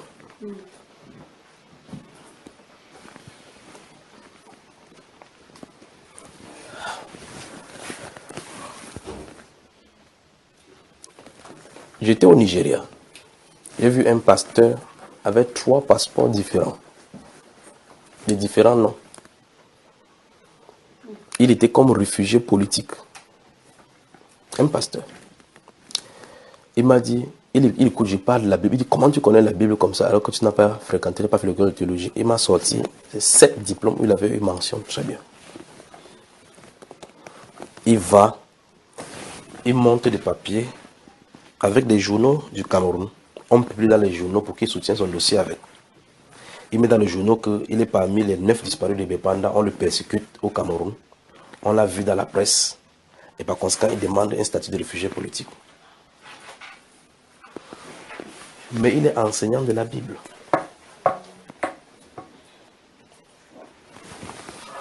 Ce n'est pas seulement cela. Il y a des femmes dans votre pays qui ont pris d'autres dénominations, d'autres noms, d'autres âges pour pouvoir se marier. D'autres qui ont pris, pour le cas de ceux qui ont le jeu de football, qui ont divisé leur âge par 3. Par 3. Tu vois ses pieds comme ça, c'est comme les Romains qui ont crucifié Jésus là. Mais tu le vois debout comme ça, on dit qu'il a 17 ans. Après, tu dis que non, les cheveux blancs que tu vois là, c'est carence en vitamine E. Alors que c'est le signe de la vieillesse. Après 2 ans de jeu, il ne peut plus courir au stade. Pourquoi? Il a acquis le trésor avec la langue mensongère. Comme on a vu dans une des enseignements ici, pour les gens qui peuvent prendre les papiers de quelqu'un pour aller travailler, il a acquis des trésors.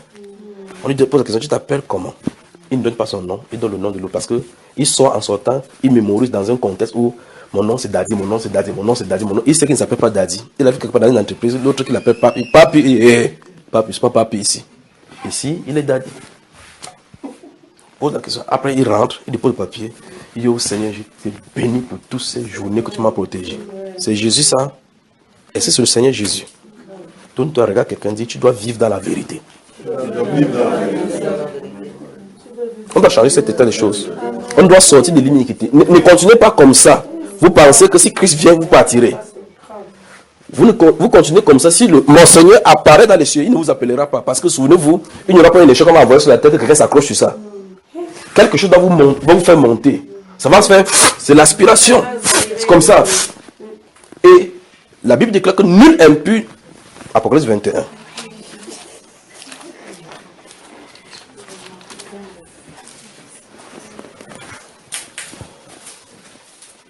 Donc on vit comme ça, vous pensez que vous allez faire comme ça, quand vous allez donner les offrandes, Dieu va sanctifier cela. Apocalypse, c'est le dernier livre, le chapitre 21. Oh, Seigneur, après vous levez la main, vous savez que Seigneur, je t'aime. Il dit que si quelqu'un lève la main vers son trône, que ce soit les mains pures. Et ta main n'est pas pure. Ta main a des faux papiers. Ta main a de mensonges.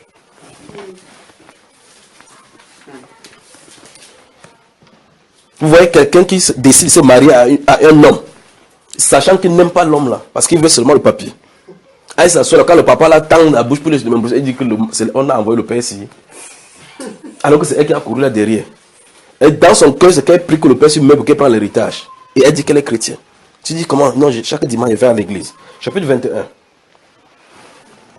verset 27. Il n'entrerait chez elle rien de souillé. Vous devez poser la question, si vous êtes souillé, s'il y a n'importe quelle tâche, vous n'entrerez pas.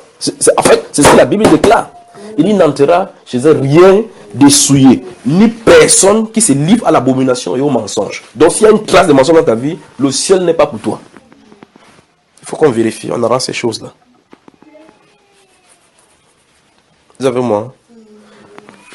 Ou bien, vous restez comme ceux-là qui peuvent venir vers Jésus, prendre de ses miracles et l'insulter après par leur vie. Vous ne dites pas, on n'a pas besoin de dire au Seigneur Jésus que il ne veut pas de toi. L'action, la position que vous prenez vis-à-vis de la parole montre quelle position vous avez devant le Seigneur. Vous devez soit tenir ferme dans la parole et être avec lui, ou bien rejeter la parole et par conséquent, vous l'avez rejeté. Oui. Oui, frère, mais quand on dit alors que quand tu viens à Jésus, toutes les choses que tu as fait avant est pardonné, là, ça veut dire quoi? Non, c'est pardonné, mais il faut régler le problème. D'accord? Les choses sont pardonnées. Il y a des choses qui sont, les conséquences sont néfastes et c'est pardonné. Mais il y a la restitution. La Bible enseigne la restitution. Tu ne dois pas avoir dans ton ventre. Regardons-moi cela. Ésaïe chapitre 26. On ne peut pas engloutir les choses de Satan. Vous dites que vous allez entrer au ciel avec. Donc, vous devez rester comme ça. Je prends un exemple. Voici un écran. Supposons que le chef de cette maison-ci, pendant qu'il travaillait quelque part, son patron n'était pas là, il a volé cet écran-ci. D'accord? Venu placer ici. Là, il n'est pas chrétien. Et puis maintenant, il croit, il dit, oh Seigneur, la soeur là, écoute bien. Oh Seigneur, daigne pardonner mes péchés, tous les vols que j'ai faits. Tous les vols que j'ai faits. Oh, daigne me pardonner. Dieu pardonne. En fait, il a même pardonné avant que tu ne demandes pardon. N'est-ce pas? Quand je te tourne, chaque fois, tu vois cet écran-là. Ça, c'est le fruit du vol. D'accord? Quelqu'un entre, il te dit, oh, tu as acheté cet écran ici où? Qu'est-ce que tu dis?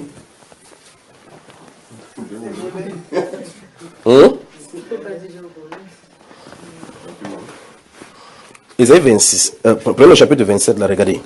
Chapitre 27, verset 1, regardez. En ces jours, l'Éternel frappera de sa dure, grande et forte épée le Léviathan. Le serpent fuira, le Léviathan serpent tortueux, et il tuera le monstre qui est dans la mer. Vous avez saisi quelque chose? Vous avez saisi quelque chose? Il dit, nous sommes au chapitre 27, frère, verset 1. Chapitre 27 d'Ésaïe. Vous êtes là? Oui, vous avez saisi ça? En ce jour, l'Éternel châtiera de sa dure, grande et forte épée, Léviathan, serpent fuyard, Léviathan, serpent tortueux, et il tuera le monstre qui est dans la mer. On parle de quoi là? Quel monstre qui est dans la mer? Hein? Il habite dans la mer. Il ne passe son temps à nager.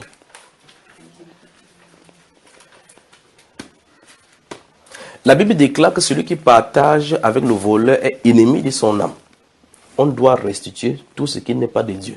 Tout objet acquis par malchance. Allons-y avec Malachie chapitre 3 avant d'avancer là.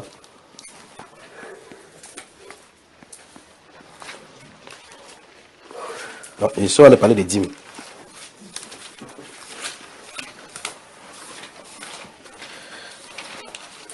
Soit vous choisissez Malachie ou bien vous prenez Amos, le livre d'Amos. Notez Malachie chapitre 2, vous allez lire là-bas. Alors dans le livre du prophète Amos.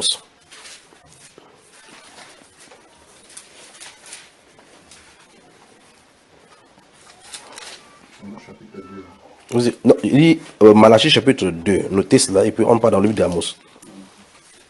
Vous notez également le prophète Michée au chapitre 6.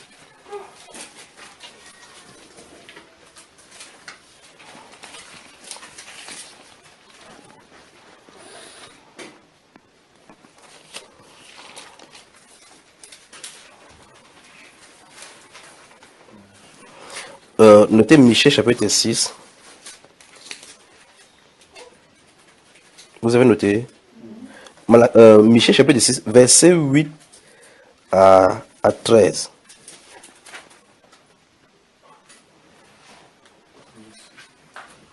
Ça c'est Michée, d'accord? Michée chapitre 6, verset 8 à 13. Puis Amos, le prophète Amos. Chapitre 4 et chapitre 5.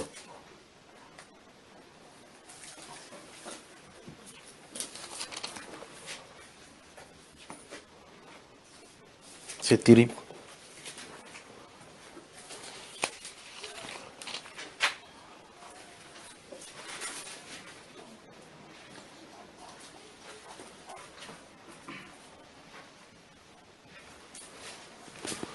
Donc, prenons, j'ai dit qu'on prend quoi? Malachie ou Amos? On prend quoi?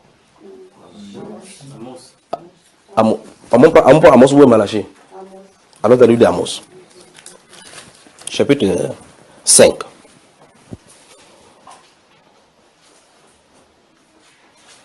Versets 12 et 13, quelqu'un lit?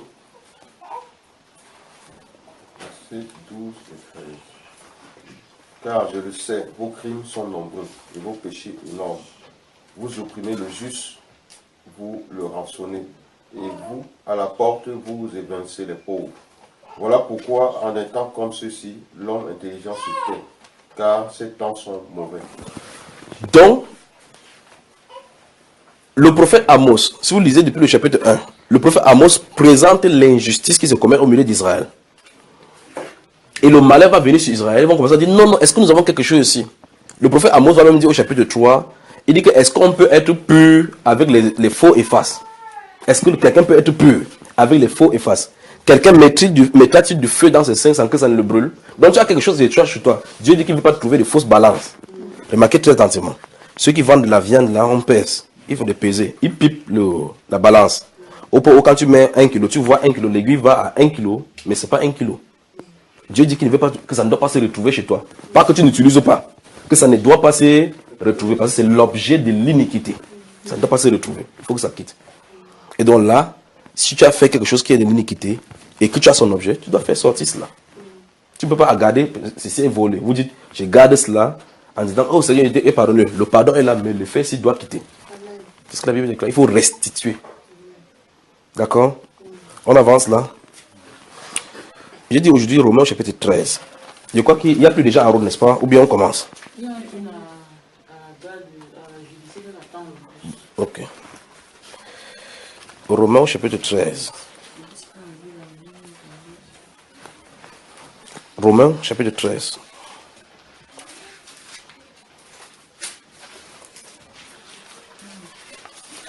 souvenez-vous,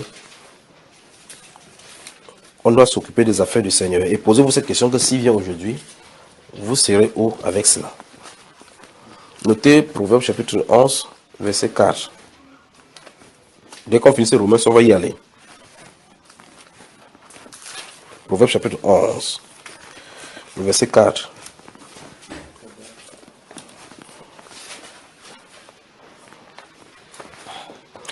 Dans Romains chapitre 13, j'ai dit où on est le verset 7 à 14. Frère, lis s'il te plaît. Verset 7 à 14. Rendez à chacun ce qui lui est dû. La taxe à qui vous devez la taxe, l'impôt à qui vous devez l'impôt, la crainte à qui vous devez la crainte, l'honneur à qui vous devez l'honneur. Ne devez rien à personne, si ce n'est de vous aimer les uns les autres. Car ceux qui aiment les autres, celui qui aime les autres a accompli la loi. Jusqu'au verset 14. En effet, les commandements, tu ne commettras pas d'adultère, tu ne commettras pas de meurtre, tu ne commettras pas de vol, tu ne rendras pas de faux témoignages, tu ne convoiteras pas, et tout autre commandement se résume dans cette parole. Tu aimeras ton prochain comme toi-même. L'amour ne fait pas de mal au prochain. L'amour est dans l'accomplissement de la loi. D'autant que vous savez en quel temps nous sommes, c'est l'heure de vous réveiller enfin du sommeil, car maintenant le salut est plus près de nous que lorsque nous avons cru. La nuit est avancée. Écoutez très attentivement ce qu'on a dit à l'an 65. À l'an 65, on dit que le temps est court. La nuit est avancée, le jour approche. Il dit quoi? Quelle est la conséquence en sachant que ces choses-là, le temps joue à notre défaveur. Il dit quoi? La nuit est avancée, le jour approche. Dépouillons-nous donc des œuvres des ténèbres. Stoppons d'abord là-bas. Vous avez vu, en sachant que nous n'avons plus de temps, ce qu'il faut faire, ce qu'on nous invite à faire, aujourd'hui on coupe plutôt dans les ténèbres. On collabore avec les ténèbres. On prend les choses des ténèbres. La Bible va nous donner les indications que la sonnette d'alarme va bientôt, la trompette va bientôt résonner. Préparez-vous. Continuons. Et revêtons les armes de la lumière. Stoppons là-bas. Vous entendez cela? Donc en réalité, si on comprend bien la Bible, vous allez voir effectivement que le temps de faire toutes ces choses, si vous ne vous occuperez pas des choses, des futilités de la terre. Soyez très attentivement. Je veux qu'on soit clair. Je ne suis pas en train de dire ici que vous n'avez pas le droit de travailler. Non, non, c'est pas ce que je ne dis. Parce que la Bible déclare clairement qu'à la sueur de ton front, tu mangeras. Mais chaque fois, quand quelque chose va être dans votre vie au point où vous n'avez pas le temps pour le Seigneur, vous avez un problème avec Dieu. Chaque fois, quand quelque chose va entrer dans vos vies, au point où ça dérange la communion entre vous et Dieu, ces choses-là, il faut l'enlever. Fût-il ton travail. Remarquez, très attentivement, si vous lisez, vous allez remarquer que le prophète Daniel était dans la cour des rois. Il travaillait avec le roi, mais ça n'empêchait pas sa communion. Au moment de la détresse, le Dieu qu'il servait avec persévérance l'a délivré. Mais aujourd'hui, nous invoquons le Seigneur Jésus-Christ, n'est-ce pas? Il ne se présente pas pourquoi. Or, là-bas, il a dit si quelqu'un l'aime, il l'aimera, il se fera connaître à lui.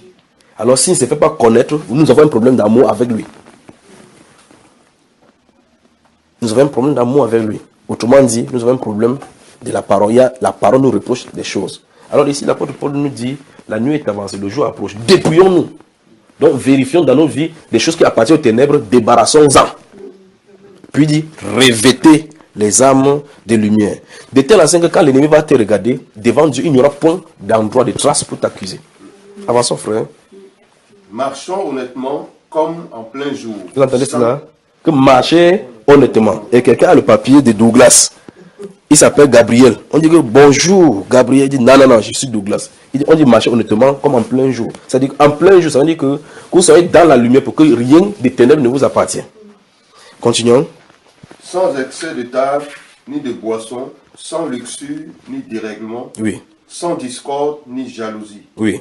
Mais revêtez-vous du Seigneur Jésus-Christ et ne vous mettez pas en souci de la chair. Stoppons. Pour en satisfaire les convoitises. Vous avez entendu cela? Ne vous mettez pas en souci de la chair pour en satisfaire. Quand la femme sort le matin pour aller prier, elle va au miroir, elle s'assoit là-bas. Elle va faire 30 minutes au miroir pour aller à la prière. 30 minutes. Même elle va prendre 15 minutes pour s'asseoir, pour se recueillir. Que Seigneur, je veux que tu me parles toi-même. C'est-à-dire, je prie pour telle soeur qui a tel problème. j'ai pris pour lui. C'est elle qui demande la prière chaque fois, qu'elle intercède pour moi. Mais la Bible déclare qu'elle ne donne pas de soins à la chair pour satisfaire les convoitises. Mais c'est à ce qu'on pense aujourd'hui. Et la Bible déclare dans Galates chapitre 6, verset 7 que ne vous y moque, on ne se moque pas de Dieu. Si vous s'aimez pour la chair, vous allez moissonner de la chair la corruption. Vous prenez les soins sur la chair que quand ça va mourir là-bas, les vers de terre vont manger. Les vers de terre. Donc quelqu'un qui n'a pas l'os, c'est ça qui va vous manger. Et vous prenez soin de cela. Et la Bible déclare qu'on s'aime pour ce qui ne périra pas. La vie éternelle. Vous me suivez, frère? Même si c'est dur, c'est quand même vrai. C'est la Bible. Il a dit là qu'on s'aime, on se revêt du Seigneur Jésus et ne donnez pas soin à la chair.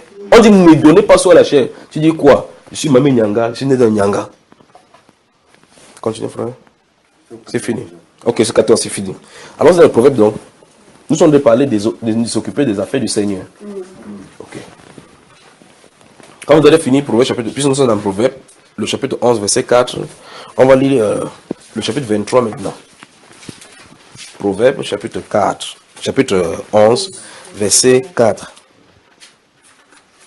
Oui, frère. La fortune ne sert à rien au jour du courroux, mais la justice délivre de la mort. Vous avez entendu ça? Donc, quel que soit l'empire que tu vas bâtir, au jour de la colère, au jour du courroux, au jour de la rétribution, ça ne te servira pas. Ça ne servira pas. Donc, définitivement, il faut qu'on bâtisse sur des fondements solides. On bâtisse sur ce qui est solide.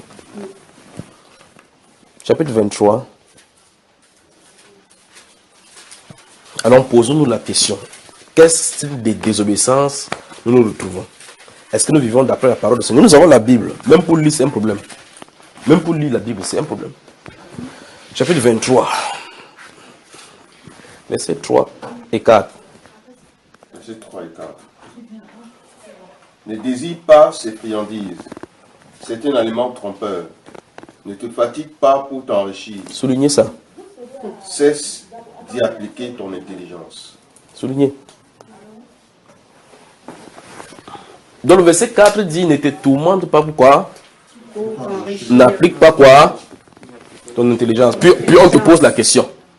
Puis il y a une question qui est posée à la fin. Tes yeux volent-ils vers la richesse? Il n'y a plus rien. Alors ici, ça dit quoi? Veux-tu poursuivre du regard ce qui va disparaître? Donc, qu'est-ce qu'il a appointé tes regards là-bas? Tu fuis la richesse. Tu dis que tu fais quoi? Il dit poursuis l'argent. Tu poursuis l'argent. Ça qui va disparaître. Tu veux poursuivre du regard. Je sais qu'il cherche les zéros. Je ne suis pas venu en France blaguer. Ça va pas. Veux-tu poursuivre du regard ce qui va disparaître? On dit ne te tourmente pas pour t'enrichir. N'y applique pas ton cœur. Parce que tu appliques ton cœur, maman te saisit.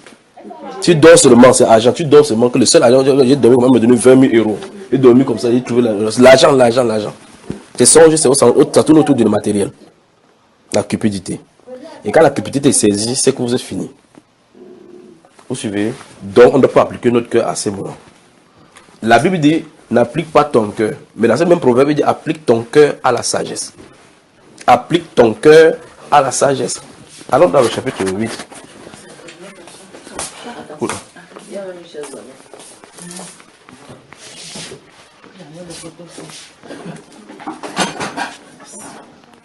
Proverbe, le chapitre 8 maintenant.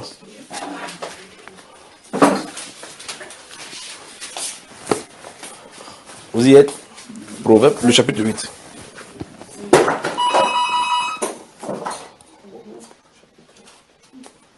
Proverbe chapitre 8. Verset 13 d'abord. Il dit, non, commençons à partir du verset 8. Proverbe chapitre 8, n'est-ce pas? Oui. Verset 8. Commençons par là-bas. Toutes les paroles de ma bouche sont justes. Elles n'ont rien de faux ni de détourné. Toutes sont claires pour celui qui est intelligent et droites pour ceux qui ont trouvé la science. Préférez mes instructions à des zéros. Vous avez vu cela, n'est-ce pas?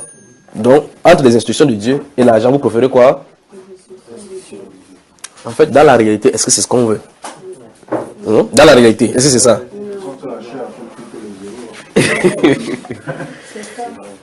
Préférez mes instructions à de l'argent.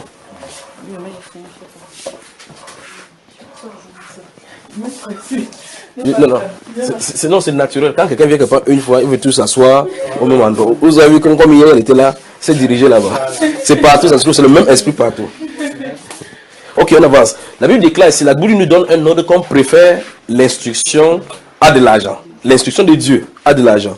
Ça veut donc dire qu'en réalité, il y a quelque chose qui est écrit dans la Bible. Il y a des choses qui sont écrites dans la Bible qui sont censées amener l'homme à ce niveau où Dieu attend. Vous voyez? C'est pas si vous suivez. Donc, et dans Proverbe chapitre 22, le verset 17 à suivant, il dit, n'ai-je pas déjà mis pour toi par écrit tous les conseils, tout ce qui est nécessaire à la vie? Il a déjà mis par écrit, c'est écrit. Donc tout ce qu'on cherche. Mais qu'est-ce qu'on fait aujourd'hui? Les pasteurs qui nous ont alors formatés au point où quand on va dans la Bible, on ne va pas chercher les psaumes de protection. Donc tu passes seulement pour que Dieu te protège. Tu laisses Dieu, que Dieu laisse là où tu es. Ce que je veux de toi, c'est que tu me protèges. Quand je vais sortir pour aller voyager, faire le junior, oui. Il y a une somme là qui dit que l'Éternel va te protéger à l'aller et au départ. C'est où? Il cherche plutôt le somme. Il ne cherche pas la personne qui va protéger. Et quoi qu'en lisant le somme là va marcher en route pour le protéger.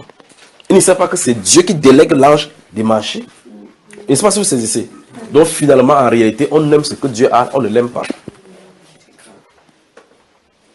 Seigneur, je te remercie pour ce don de vie que tu m'as donné aujourd'hui. Que tu m'as donné. Seigneur, s'il te plaît, protège mes enfants. Seigneur, ma main est malade, s'il te plaît, ceci. Seigneur, je vais voyager projet de l'avion. Quand l'avion fait brrr, mon cœur va sortir. Seigneur, j'ai encore une maladie qui me dérange. Seigneur, je vais passer un entretien demain. Trouble la tête du juge là qui me donne cela. Seigneur, mon patron dérange. Fais que Laurent mon agent. Seigneur, Seigneur. Vous avez vu dans cette prière là, un jour, Seigneur, qu'est-ce que j'ai fait qui ne te plaît pas? Vous avez vu cela? Est-ce que dans cette prière, tout ce que j'ai de rester là, est-ce qu'il y a, Seigneur, qu'est-ce que j'ai fait qui ne te plaît pas? Non. Pourtant, celui qui aime le Seigneur va lui dire, Seigneur, arrange-moi, rends-moi pur pour que je te plaise, que je vive comme toi tu veux. Ça, c'est vous suivez, frère. Donc, chaque jour, c'est Seigneur, donne-moi. Seigneur, donne-moi. Seigneur, donne-moi. Dans la langue de ma femme, ça on dit Timé. Timé. Timé. Donc, il passe son temps seulement à dire, donne-moi, donne-moi, donne-moi. Dieu n'a pas le temps de donner l'instruction. Dieu, il n'a pas le temps de te donner quelque chose, de te dire quelque chose, que faire telle chose. Si c'est l'autre là, tu donnes en songe, il ne l'accepte pas. On aimerait déjà de songe que Dieu, j'ai rêvé comment j'étais dans une grosse voiture. Tu dis, oh, mais tu rêves de quelqu'un, tu dis que frère, je t'ai vu dans l'iniquité. Dieu a dit que non, je rejette ton songe là au nom de Jésus. Je rejette ton songe au nom de Jésus. Oh, c'est fait pour qu'on change, pour que nous changeons pour le meilleur. Il aimerait qu'on lui dise que, comme maintenant tu marches à pied, j'ai vu ton talon tordu un peu là. Talon de tes chaussures tordues, mais je t'ai vu seulement dans une grosse voiture. Il dit, j'arrache ton songe là, j'arrache, au nom de Jésus, j'arrache. Ça ne doit pas être comme ça. Ça ne doit pas être comme ça. Le psalmiste dit, observe si je suis sur une voie mauvaise et conduis-moi sur le sentier de la justice. Donc Dieu, il vérifie si devant lui, devant le Seigneur, si il a de marcher droitement. Ça va si vous comprenez. Le psalmiste, lui, il était équilibré. Et celui-ci à qui Dieu a donné la sagesse, et quand il a vu cela, il dit qu'il ne me donne pas trop d'argent. Même ce qu'il a dit que c'était pas trop d'argent. Comment il s'appelle Salomon? Il dit, ne me rends pas pauvre pour que dans la pauvreté, je ne vole. Ne me donne pas trop de richesses pour que je m'enorgueillisse. Donne-moi le juste milieu pour qu'il sache que non, c'est comme ça. Ce qu'il a vu et il a considéré comme vanité, c'est ça qu'on poursuit aujourd'hui. Et même si tu poursuis n'importe comment, tu ne pourras pas atteindre son niveau. Ça va se saisir. Alors la Bible déclare dans ce livre de Proverbes, chapitre 23, là, c'est chapitre 8, il dit que et préférez mes instructions à de l'argent. On y va.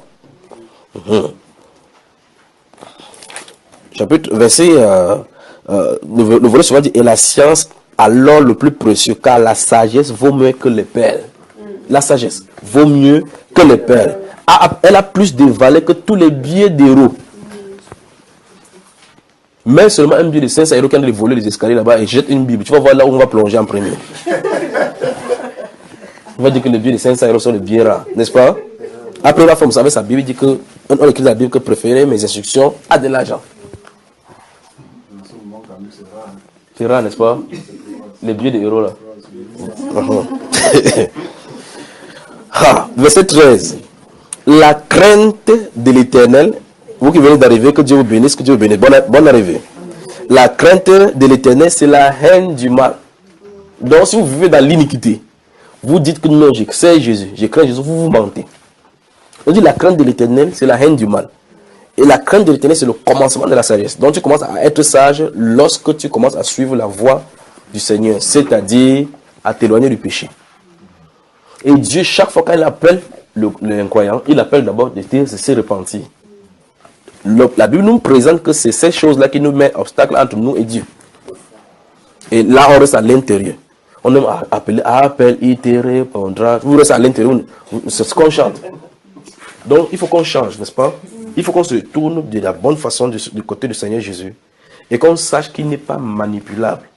Vous pouvez manipuler les pasteurs, lui donner l'argent, il met lui qui est sorti d'Israël sur vous. Même si ça sort de son village. Vous pouvez manipuler les pasteurs, les prêtres, ils font ces choses-là. Il dit, hey, ma soeur, le blanc qui va venir, ce blanc-là a tellement d'argent. Vous pouvez le manipuler, il dit comme ça, pour manger son argent en ce moment-là. Vous pouvez aller donner 5 000 euros, 10 000 euros, pour qu'on prie, pour qu'on verse le sel chez vous. C'est avec la souris que vous allez bagarrer à la maison. Mais Dieu, lui, la seule façon, il dit qu'il est avec celui dont le cœur est contrit et meurtri. Donc l'esprit de repentance. Remarquez dans le livre de Luc, si vous voyez très bien, vous allez remarquer, dans ce livre de Luc, au chapitre 17, il va parler de 2 styles de personnes qui étaient montées à l'heure de prier au temple. Il déclare qu'il y avait un publicain. Un publicain, c'est ce genre de mauvaise vie, les collecteurs d'impôts qui mangeaient l'argent des gens. Et puis il y avait un pharisien séparé, ceux qui avaient le respect rigide de la tradition de père. Ils sont venus au temple. Les 2 sont tenus là comme ça. La Bible déclare que le publicain n'osa même pas lever les yeux au ciel. On dit le publicain n'osa pas lever les yeux au ciel. Nous aujourd'hui, nous sommes plus que les publicains. On tend plutôt le doigt en le fixant dans le regard dans le trône. Que je veux mon miracle aujourd'hui. On dit ça, quand on veut le miracle aujourd'hui, en lui pointant du doigt. Que Seigneur, tu as intérêt à me faire aujourd'hui. Tu as dit que je suis le Fils de Dieu. Tu as dit que je suis le roi des rois. Tu as dit que je suis le... On cite tous les partis où il a dit que...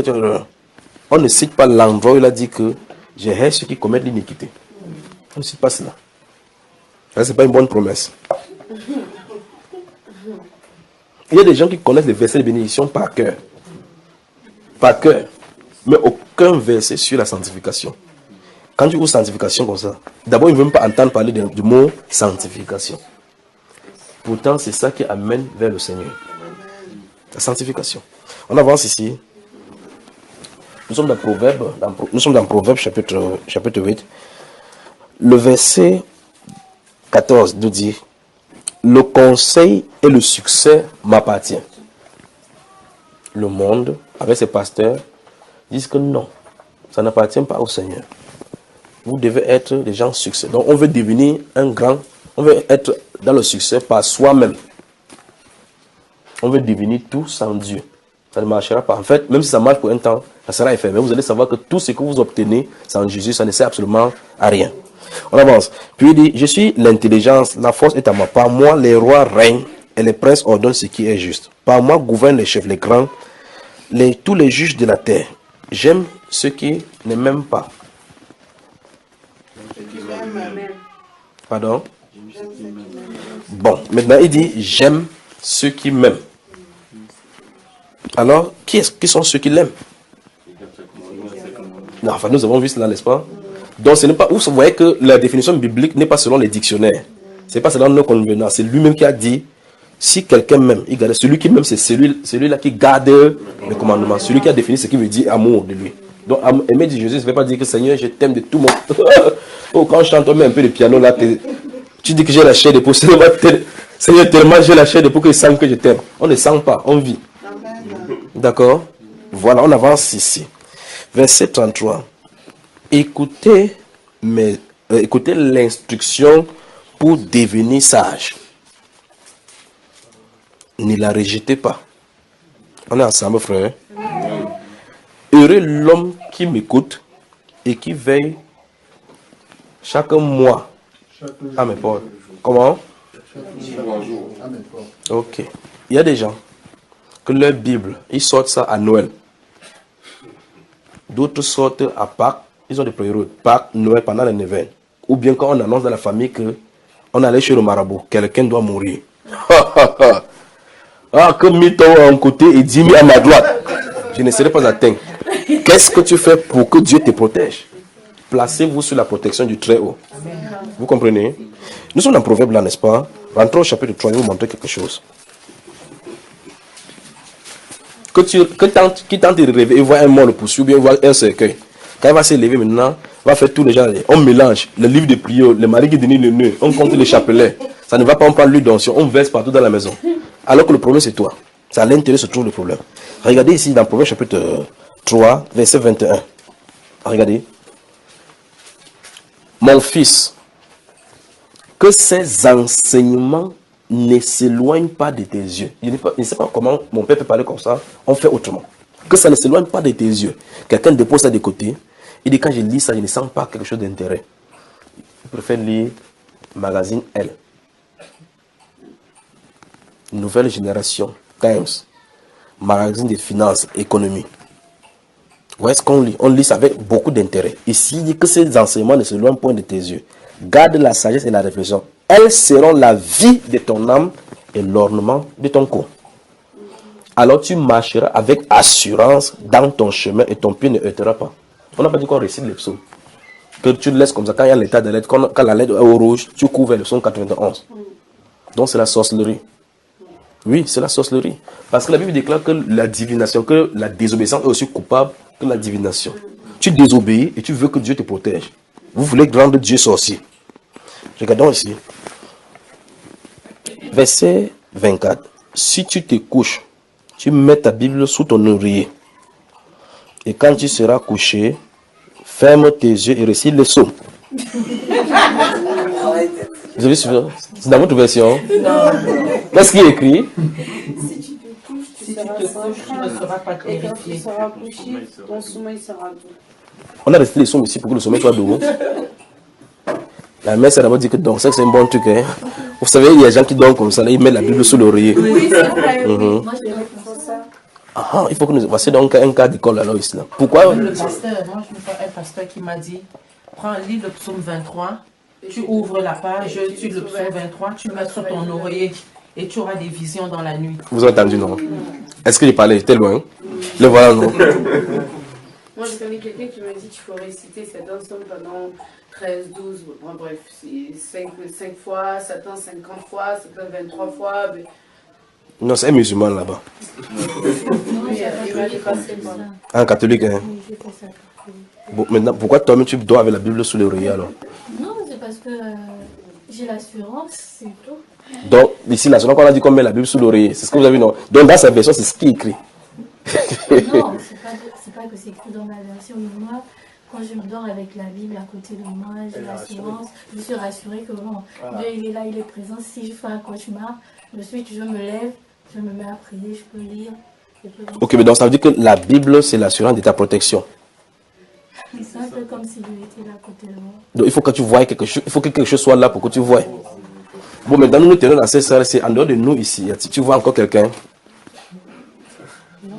quelle est l'assurance maintenant qui va se manifester ici? Moi, je sais qu'il y a la présence de Dieu. Mais comment tu peux pas savoir ça dans ta chambre aussi? C'est ça qui a fait que les catholiques disent que non, il faut quand même l'objet qui va nous permettre de savoir que... Cette église catholique s'est glissée partout. C'est la grande prostituée, la grande mère. Elle a souillé tout. Même chez les protestants, se trouve. Même chez les musulmans qui n'ont rien à voir avec la Bible, ils sont souillés. Donc la Bible déclare ici que la condition, il dit que on garde la sauce. Que ces enseignements, je ne sais pas si vous saisissez. Lorsque vous avez la parole en vous, lorsque la parole habite votre... Après ça, je vais vous expliquer doucement pourquoi c'est ce qu'on dit. Il ne s'agit pas de rester la parole sur les lèvres parce que tu connais. Il faut que la parole pénètre ton cœur. Quand la parole pénètre ton cœur, ça fait une partie intégrante de votre être. Comprenez? Lorsque vous relâchez la parole maintenant, ça sort avec foi, c'est l'épée. La Bible n'a pas dit que ici, là, quand tu vas te coucher à minuit, lève-toi pour faire le combat spirituel. Ça ne se trouve pas ici. Ça, la Bible ne dit pas. Il dit quand tu vas te coucher, ton sommeil sera doux. Alors maintenant, si la Bible prophétise que notre sommeil est censé être doux, et chaque nuit tu as le cauchemar, au point où tu te lèves, tu attrapes l'oreille comme ça que... Tu es dans une bataille terrible, interstellaire. On est dans la lune. Tu peux chercher quoi dans la lune pour combattre là-bas? La Bible déclare que si on garde des enseignements, le sommeil sera comment? Que les grands-pères me poursuivaient, on me poursuivait la matière. On a failli me couper. Je me suis réveillé, si on ne me réveillait pas, on devait me couper. Tu es dans le lit, tu cherches quoi dans la brousse pour qu'on te poursuive avec les machettes. Et regardez, verset 24, si tu te couches, tu seras sans crainte. Donc je vais me coucher avec assurance. Le vrai problème, c'est que je ne récite pas ça que s'il me couche, je serai avec l'assurance. Il y a une conséquence d'abord en haut. C'est qu'il faut que je garde d'abord les enseignements. J'y médite. David dit dans cette psaume 119, il dit que cette fois je me lève, je dévance l'aurore pour méditer ta parole. Vous comprenez? Donc la voie d'entrée de la parole sur le cœur, c'est pas méditation. C'est pour ça que Dieu nous fixe là-bas. C'est-à-dire, je prends la parole, je mets au devant de moi. J'y lis en méditant sur ce que le Seigneur est en train de me dire. Dans ce processus-là, le Seigneur fait imprégner cette parole-là sur mon être. Vous êtes surpris, vous arrivez quelque part, vous citez la parole, alors que normalement dans votre tête, il n'y a pas cette parole. C'est pénétré, c'est en vous. C'est en vous. Quand ça arrive en vous, la quantité qui est en vous, c'est Christ en vous. Parce que Christ, c'est la parole. On avance. Verset 25. Chasse toutes les sorciers dans la nuit et lève-toi au verset. C'est pas ça qui est écrit. C'est écrit quoi?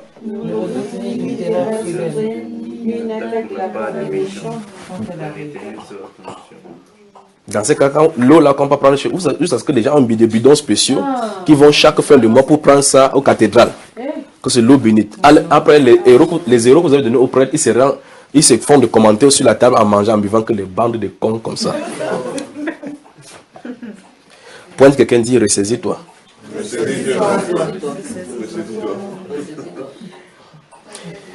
Il dit, ne redoute. Parce qu'en haut, on a dit que tu vas te coucher sans crainte. Il dit, ne redoute. Donc, n'aie même pas de penser qu'on va t'attaquer.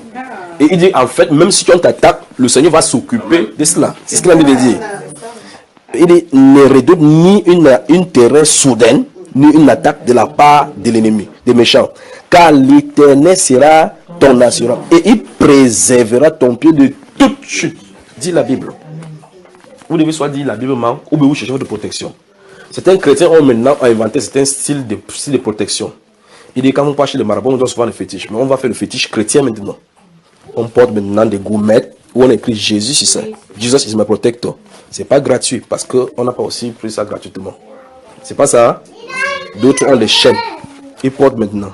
D'autres ont l'eau, ils l'aspergent, ils achètent. Tout ça, c'est pas gratuit. On dit que ce sont les objets chrétiens. Je crois au Cameroun, si on avait le temps, il devait mettre là, vous allez entendre. Il y a une publicité dans une station radio là-bas. Il dit que votre souffrance à la fin, quelqu'un fait un pam. Il dit que vous, maintenant, vous avez des objets, maintenant, des fois, exercez votre foi. Je dis que pam, on dit de l'eau, pam, du sel, pam, du sel, pam.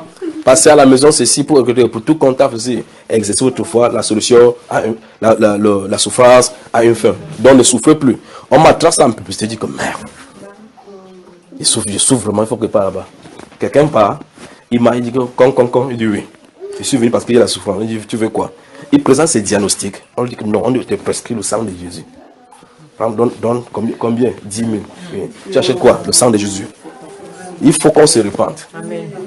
Il faut qu'on se répande. Comment vous pouvez marchander les choses de Dieu si ça vient de Dieu? Comment tu peux prendre de l'argent de quelqu'un?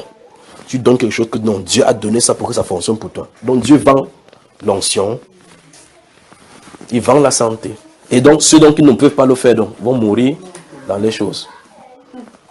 Dieu merci, il dit, Dieu n'a-t-il pas choisi les pauvres aux yeux du monde pour qu'ils soient riches dans la foi? Vous voyez cela? Donc ne faisons pas de telles choses. Rachetons le temps. Rachetons le temps.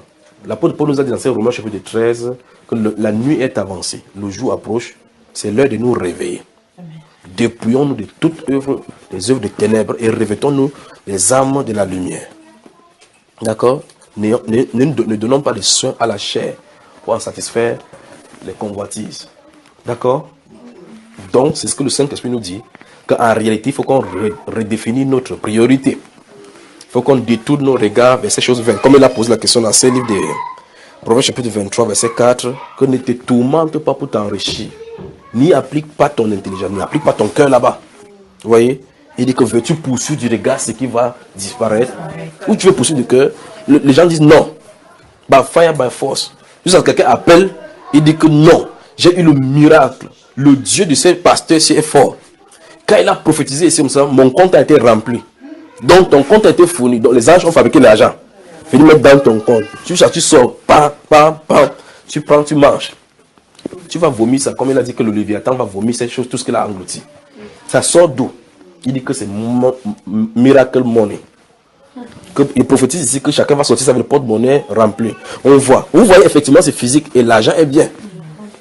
Alors maintenant les marabouts au Sénégal, vous venez, il dit que tu veux quoi? Il prend le papier, il fait comme ça, le héros sort, il te donne. Même chose. L'argent facile. Mais le Seigneur Jésus lui dit dans la Bible que tu mangeras à la sueur de ton front. Nous voulons nous servir le Seigneur. Hein? Nous voulons servir le Seigneur, n'est-ce pas? Alors, préférez ces instructions à de l'argent. Il est temps de redéfinir maintenant véritablement. Donc, ça veut dire que quand vous allez rentrer chez vous, chacun pour sa part, restez vraiment tranquille avec la Bible au devant de vous. Posez-vous encore la question que j'ai posée au départ. 1. Est-ce que véritablement j'aime le Seigneur? Il a donné la définition de son amour à lui. Il a dit celui qui m'aime, c'est celui-là qui garde mes commandements. Avancez donc dans votre réponse en disant vrai, est-ce que je garde les commandements du Seigneur? Répondez à cette question, soyez honnête avec vous-même. Puis posez-vous cette autre question. Dans la vie, si je poursuis l'argent, je poursuis telle chose, depuis que je tourne là, est-ce que j'ai déjà obtenu même ce que je cherche? Répondez à cette question. Quand vous avez continué, posez-vous la question, ok, si j'ai même tout l'argent du monde, si je meurs, je partirai avec quoi?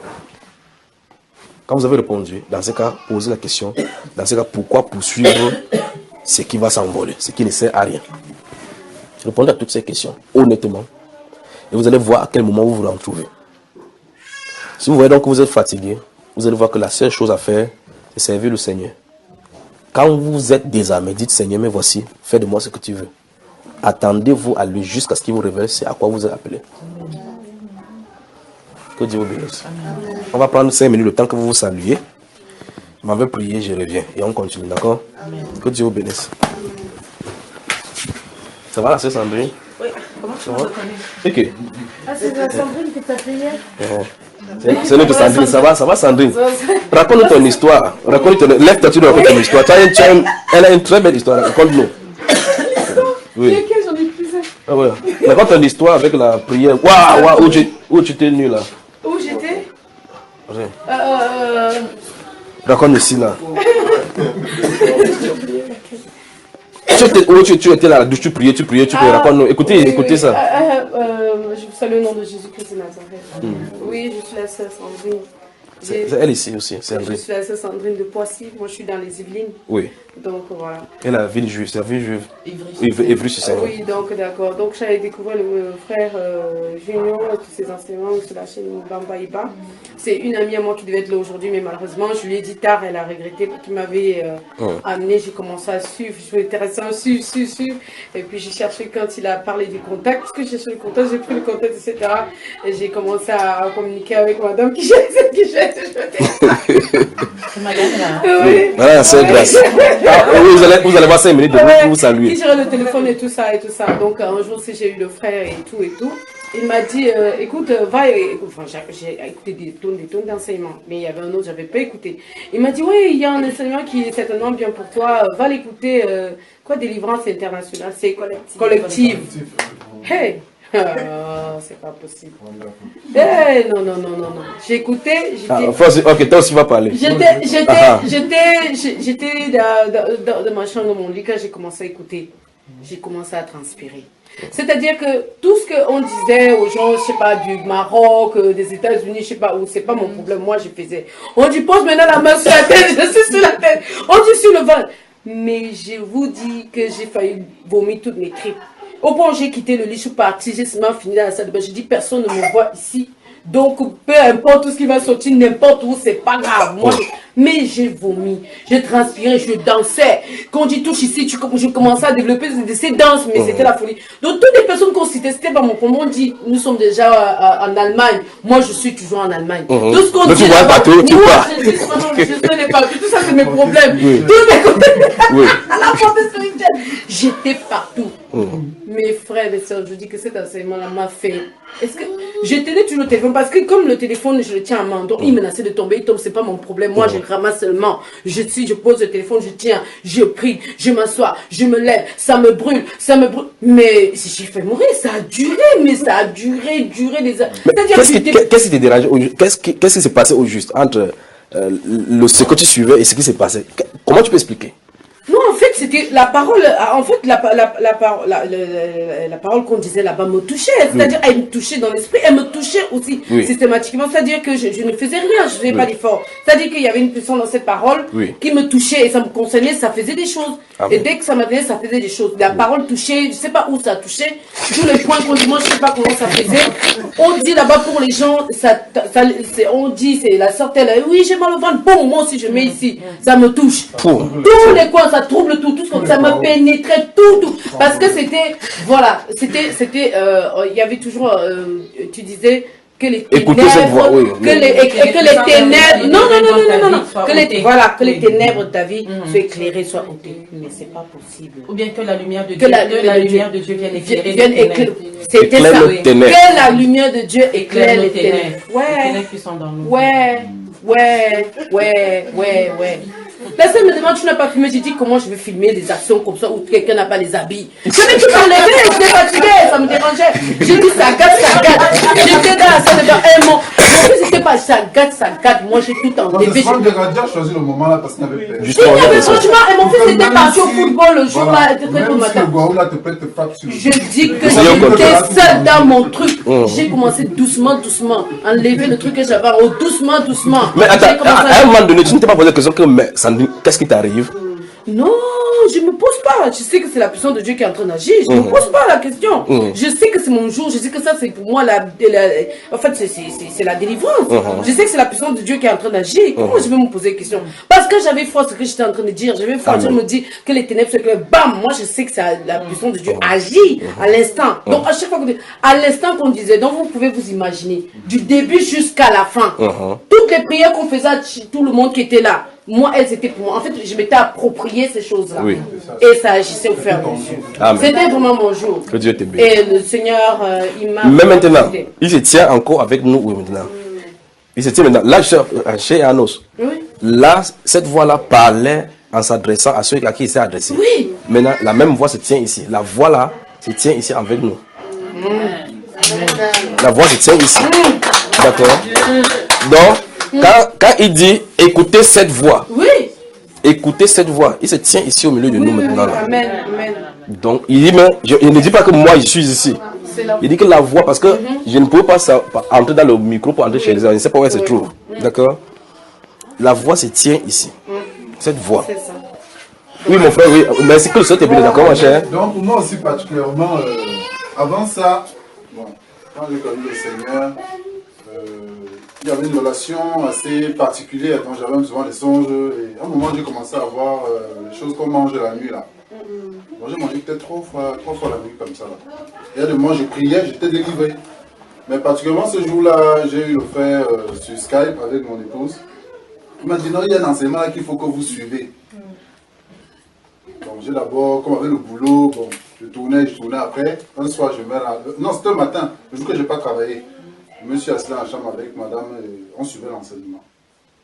Elle a commencé à dire prier comme ça. Donc, madame a dit Seigneur, moi je suis ton enfant, donc s'il y a quelque chose là, il faut qu'il soit vraiment éclairé, il faut qu'il sorte. Parce qu'il n'y a pas de rapport entre la lumière et les ténèbres. Donc j'ai commencé à prier. Quand je m'avais posé les mains comme ça, j'ai commencé à sentir un truc au niveau de la gorge. Donc au fur et à mesure qu'il parlait, j'ai invoqué vraiment le Dieu là, j'ai invoqué ce Dieu là, et ça a commencé à remonter. C'est comme ça que je suis allé aux toilettes. C'est sorti. Que Dieu bénisse. Je pensais à tous les trucs de nuit que je mangeais. Que Dieu bénisse. Quand tu vomis, ça sort avec du sang. Oui, mais moi j'ai vomi jusqu'au trip, la bile. C'était le sang qui à la Quand tu finis, tu es vraiment. Et le jour-là, j'étais vraiment à jeun. Je me sentais très légère. Ok. Alors, je crois qu'après ça, vous allez donner d'autres témoignages. Souvenez-vous de ceci. Comme il l'a dit là, préparez-vous seulement dans la prière en disant Seigneur, s'il y a n'importe quoi en moi qui n'est pas de toi, expose. D'accord? Que ça sorte. Vous allez sortir ici libre. Amen. Ça va, ma soeur? Que le Seigneur te bénisse, d'accord? Ça va? Oui, Angela? Ça va? Oui, tu vas prier? Oui, il m'avait prié. Salut-moi. Bonne prière. Bonne prière alors.